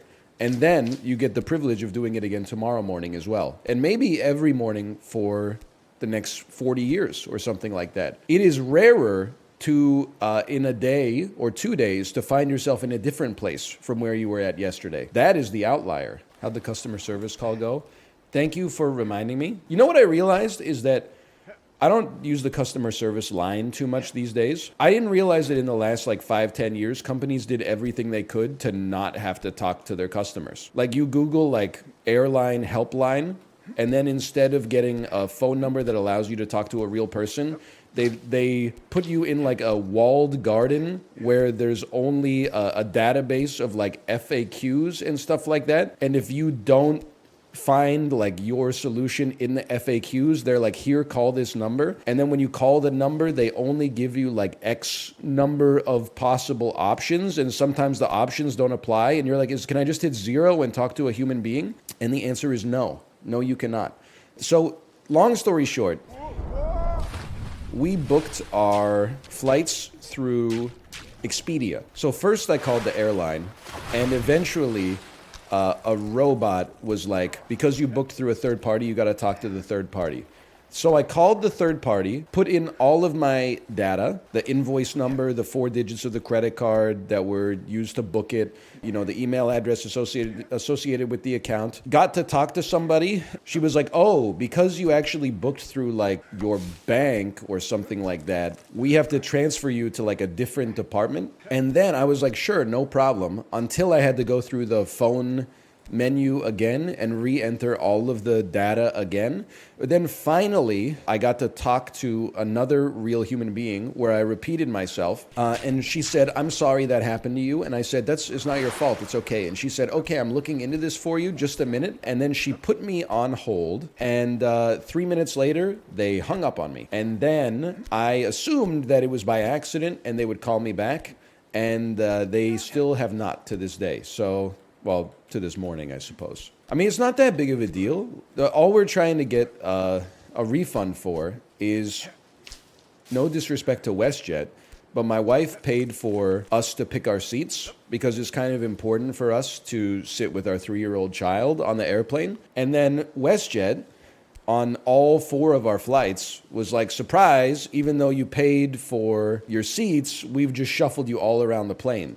So we manually had to like talk to people and be like, hey, do you want to sit next to a strange toddler? Or like possibly we could trade seats and you could like sit by yourself and not be harangued for the entirety of the flight? And they were like, yeah, sure, that sounds great, actually. So we're really only trying to get like the $50 back for like each of the flights. Why would they do this? Listen, I'm not suggesting, motherfucker. I'm not suggesting the airline business is easy, but they kept telling us like we had to change your seats because we have a tail swap. And I'm like, you are not speaking English to me. I don't work in the aviation industry. What the fuck is a tail swap? Just tell me you had to change planes. But then also, as much as it sounds like maybe entitled, I really don't care about WestJet's problems. Like, seat me next to my daughter, especially because we paid for it. And If we didn't pay for it and I like went to argue at the counter and was like, please sit me next to my daughter, like I would understand that that's a little entitled, even though that's the way like it should probably be in like a perfect world. But like we fucking paid for it. And they're like, sorry, we changed airplanes. Brother, your whole airline only flies 737s. Why does a tail swap matter? It doesn't make any sense. It's not like you took us off a 737 and put us on like a DC-20 or something like that. Like you literally only have the same airplane in your entire fleet because the 737-800 is very different than a 737-200. That's true. The 737-200s, the wheels stay on during landing. But also, again, like, I'm sorry to say, but, like, it's not my problem that your airplane didn't get... I guess it is my problem, unfortunately, but it shouldn't be my problem that you couldn't get the airplane to the gate or something. Did you fly Boeing? Yes. I live in North America. We don't have choices. If it's Boeing, I'm not going. Well, I'm just going to be honest with you. You're going to be staying at home then. And if that's, like, what you're going to do, that's fine. But I've been seeing all these tweets that are like, you won't catch me on a Boeing flight. And I'm like, brother, then you're not... going anywhere. The thing that strikes me is your ass probably wasn't going anywhere to begin with. So like, why are you putting on airs that like you're a world traveler and now you're like exclusively selecting Airbus? Airbus is an option. I feel like I've flown on an Airbus like 3 times in my entire life, and it was all flights to Europe. And those planes were fucking sick, man. Those planes were... I remember I flew economy, Lufthansa to Frankfurt. The bathroom in the economy section was down a staircase that then had like 4 lavatories, and there was like a self-serve pretzel snack bar, like a bowl with the wrapped pretzels in it. And I was like, this is the nicest airplane I've ever been on in my entire life. Bro, what? I know. I was like, this is what it could be like. Okay, 1 second. I'm being called.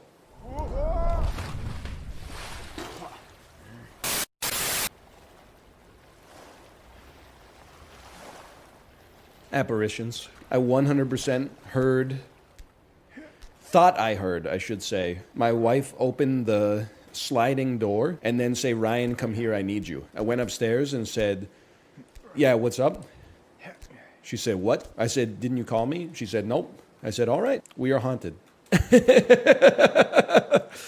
You're gassed? Yeah, I think my blood's like really thick right now or something. I don't really know what happens to you physiologically when you're sick, but my VO2 max is diminished for sure. You sound and look okay. I know, and I'm grateful for it, but I am like, I feel bad, brother. I do not feel good. You look kind of effed. Yeah, no, I was looking into the mirror. One of my eyes is like really red, but we're chilling. We're swagged up. It's no big deal. It's kind of what happens when you visit Florida. Some truth to that, for sure. Day 1 of the cruise, everyone's chilling. By the time you get to day 5, day 6, I would say about half of the people that are around you are just going like this all the time. And you're like, there it is. Were people masking on the cruise? Who's gonna tell them? No, not a single person was masked on the cruise. There were probably like 2 on the airplane that were masked. And I was like, you know, you got to play to your own level of comfort. But I was like, I don't think you'd catch me doing that. But, you know, more power to you. And then wouldn't you know it, my ass got fucking sick. Of course, I should have. I thought I was bigger than biology. It was like, you wouldn't catch my strong ass wearing a mask. I've got a great immune system. 2 days later, I'm out here like looking at myself in the mirror. You don't look so good. If you drink ice water, it slows down the sickness. My mom told me that. Hang on, write that one down, guys. Write that one down. I did gargle with salt water. But like salt water is like fucked up because the salt takes itself like down to the bottom of the glass. So at first I just gargled with like 4 mouthfuls of like lukewarm water. And then at the end it was like a hyper concentrated like salt pack at the bottom. I did not like do it dignified too. You didn't stir it? I didn't want to get a spoon dirty. I took the glass and I went like this. I also used kosher salts. Is that like too dense to properly mix? Is it immiscible? Oh no. You need to use pink Himalayan salt? That was embarrassing. We do have some Icelandic volcanic salt that we bought at the Reykjavik airport. Maybe that... Dude, this is the stuff that the Vikings were using to get over their sore throats. Back before they went to the all thing. He basically just drank warm water and ate salt. Yeah, but it worked for like a couple minutes. Has he made it past this jump? I've made it past this jump like 6 times, okay? Why is she upset? First off, it's none of your business. Secondly, she doesn't want to go to daycare because grandma and grandpa are here. You're going to be like, why not let her just stay home with grandma and grandpa? First off, we're paying for the daycare. Secondly, my wife's going to a girls' night out tonight, so I need grandma and grandpa to be well rested and fresh.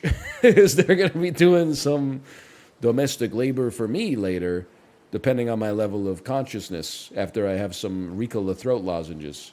I thought you guys had no friends. Yeah, we're actually like integrated into the community a little bit now. Believe it or not.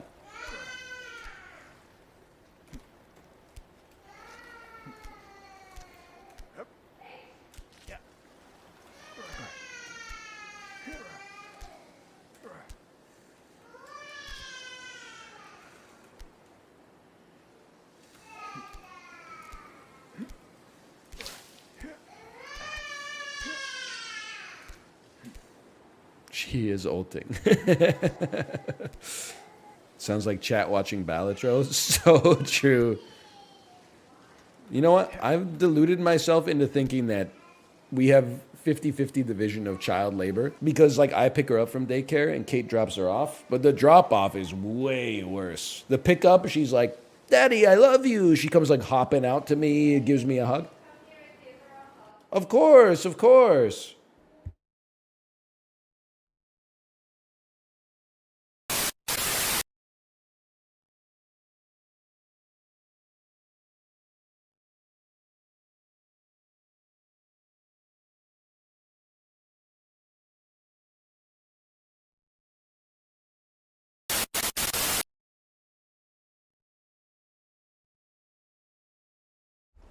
Well, well, well. This morning, don't come play with me, Daddy. Don't come play with me. I don't like you. I said, you don't like me? Why would you say something like that? It hurts Daddy's feelings. She said, okay, I like you 1 day a week. I said, that's pretty bad, honestly. And then she said, or I said, why did you say you don't like Daddy? And she said, you make me do not nice things. I said, like what? She said, like, go to daycare. And I don't like to go to this class. And I was like, you don't have to worry about that. That class is over now. You don't have to go to that class. Then all of a sudden, when it's time to go to daycare, where, Daddy, come give me a hug. You play the long game, you always win. Oppie, did you or did you not say, don't play with me this morning? Huge, huge. We just needed a refresh. No, I didn't hit her with the well. Problem with being a parent, you don't get to be the one. Well, I guess parents are probably the number one demographic that says I told you so, but like not with the toddler. You got to just be like, oh my gosh, honey, what's wrong? You don't want to go to like a cool building and do arts and crafts with your friends all day? I understand that. That makes perfect sense. She'll see these clips in 15 years and feel owned. No, she'll probably be like, well, I didn't ask to be born. And like it's kind of hard to counter that one because it's definitely true. It's like that's kind of like, you can't really compete with that one. She's like, I didn't really have any agency whether or not I came into the world, so it's kind of your responsibility to make sure that I'm okay. And I'm like, fuck. She's right. Son of a bitch. Did you hear about the kid who sued his parents for birthing him and he won? Really? That's crazy. Kind of based. It seems like a really strange precedent to put into law, but I don't know the specifics of the case. It's a unique case. There's got to be more to it. Oh, it's for troubling reasons. Okay, well, never mind then. You phrased it like it was like a movie starring like Timothée Chalamet or something like that. Like it was a nice little cute sort of quirky cult classic comedy, and instead it's actually like a Best Picture nominee. So I do have to say, my parents have been talking to me about movies, okay? They said, have you seen Poor Things? I said, I haven't seen it yet, but I want to. It's on my list. It's on Disney Plus Canada now, too. I just found out last night, seeing an ad on the television. They both loved it. They said 8.5 to 9 out of 10. I said, I've also been trying to see Oppenheimer. I got a scathing criticism on Oppenheimer from my dad. He said 3.5 out of 10. I'm not trying to light him up. I haven't seen the movie myself. I trust him. But I was like, man, it just Just won like 11 Oscars. Dude's coming at the king. That's why you got to respect it. Why? Said it was too long. Based. Zoomer. Well, you know how it is. Like when you see a movie, you decide how much you like it out of 10, and then you basically build reasons around that afterwards. You don't go like, oh, on the one hand, I like this, this, and this. I didn't like this, this, and this. I look at that, and that looks like a 4 to me. You go, that was about a 3.5 out of 10, and then you go, here's my reasons why. It's just vibes. Yeah, exactly. I thought I'd lost confidence, but no. Okay, now focus. Poor Things is a -2. People have very strong opinions about this movie. I feel like there's 0% chance that I won't like it, because I like every other Yorgos Lanthimos film I've ever seen, and I like Emma Stone, and I like Mark Ruffalo. Willem Dafoe's in it too. I love that for him. I do. I like Willem Dafoe. His best movie, I'd have to say, probably John Wick. But what'd you think of The Lobster? Top 250 movie of all time, without a doubt. What's 251? I'd have to say probably Crank 2 High Voltage. How do you feel about 12 Angry Men?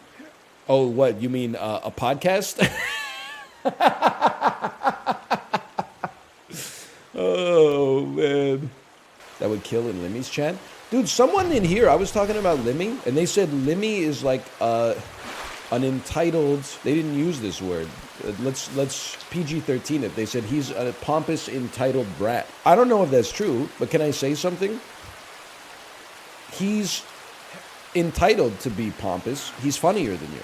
He's earned it. That's a plus. I don't know what you want me to say. He might not even be pompous to begin with. But if he's entitled, I'm sure if you're like one of the top 100 funniest people on the planet, and you gotta read Twitch chat all day, you're probably like, this is killing my brain. I probably wouldn't be in a great mood either. Luckily, I'm not that funny. So when I see stuff in the chat, I'm like, whoa, that's pretty funny. But I like, maybe it's not fair. I like when artists act better than the people that consume their art. I don't care if fucking Yorgos Lanthimos is down to earth. I don't care if he still makes Coca-Cola in the same way for, 97 years. I mean, the bro has like a brain that's one of a kind. He should be weird. He should act above it all to some extent. You're really going to go up and you're going to be... Yorgos Lanthimos walked away from an interview after he was asked whether he'd rather fight 100 duck-sized horses or one horse-sized duck. Yeah, fucking get out of here, bro. Don't waste your time with that, okay? If you're not going to ask him like a real question befitting of his character, then, get thee to a nunnery, bro. Now me, I got to think about it. Probably 100 duck-sized horses. But 100 is like, it is a lot, don't get me wrong. LeBron James caught dying the pinwheel. No. Thank God. Draymond Green thumbnail on youtube.jpg. How is he so ass? Horse-sized duck is basically an ostrich. Horse-sized duck is basically a dinosaur. I mean, I don't want to get bitten by a horse-sized duck.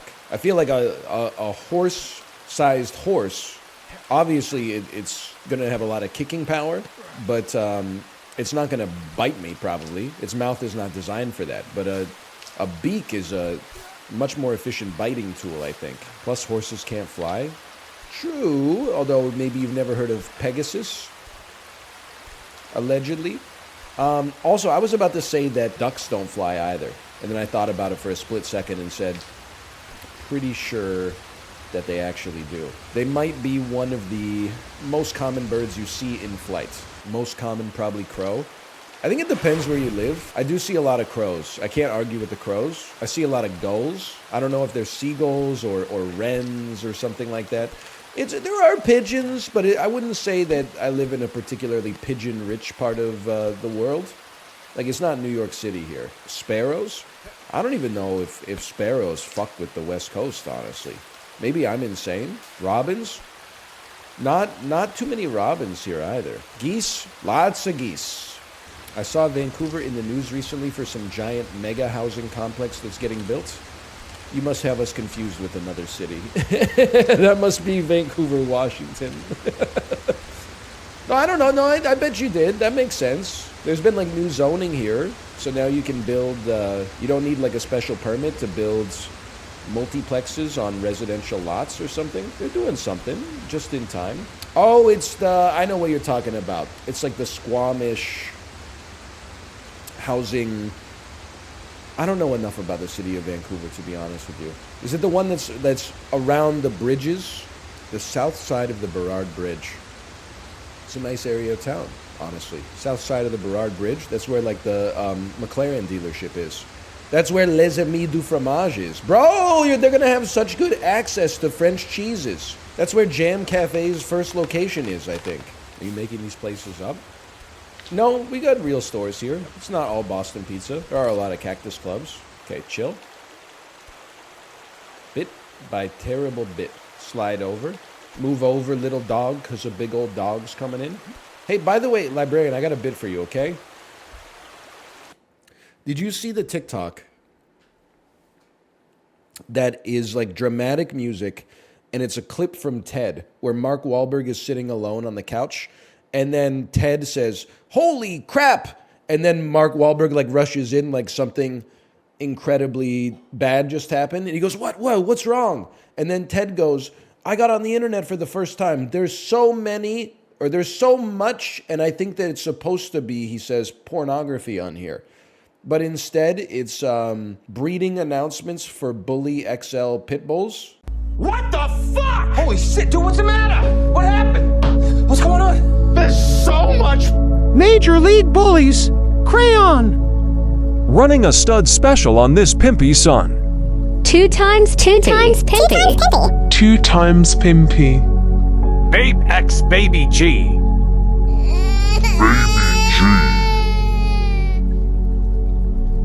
Príncipe Vegeta. Mewtwo X Elsa.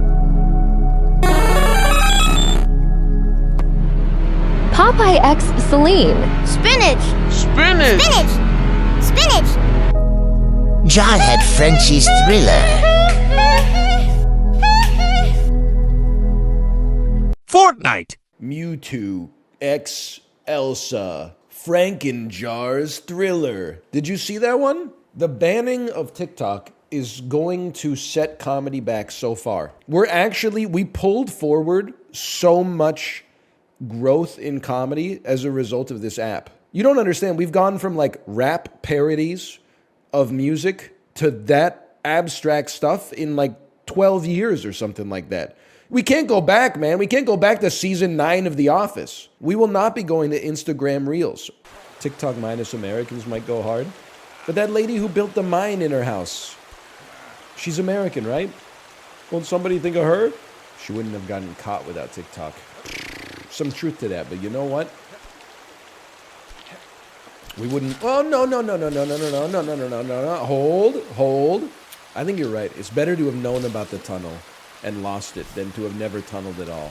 And being a streamer is so easy. You just wait for someone to say something funny in chat, and then you repeat it, and everybody laughs, and they're like, "That's so funny." But what's fucked up is that even the person who wrote it the first time is like, "Yes, they read my comment and people liked it." It's like such a fucked up, like, parasitic relationship. Like the way I'm feeling today, if I worked in essentially any other job on planet Earth, I think I'd be fucked. I wouldn't be able to do it. But I'm just barely not at the top of my game today. Paid chatters, paid. Oh no, the chatters are going to unionize. This is not going to be funny when this movement gains actual momentum in like 2028. But honestly, like, if they ever make paid chatting a job, I might just stop the whole streaming thing and then move on to chatting. I think I could be an even better chatter than streamer. Hold, I can't, no glancing. You wouldn't survive a day. You don't know what it's like to write what you think is a 10 out of 10 joke, and then the streamer doesn't read it, and then you write it again, and then the streamer is like, "Yeah, I saw it the first time." Ooh. Now, don't get scared. Don't get scared. They're going to try to scare you with this sign. Or maybe they're not. Maybe they're not going to scare us with the sign. You eaten any pie today? Why am I, like, threatened by this question?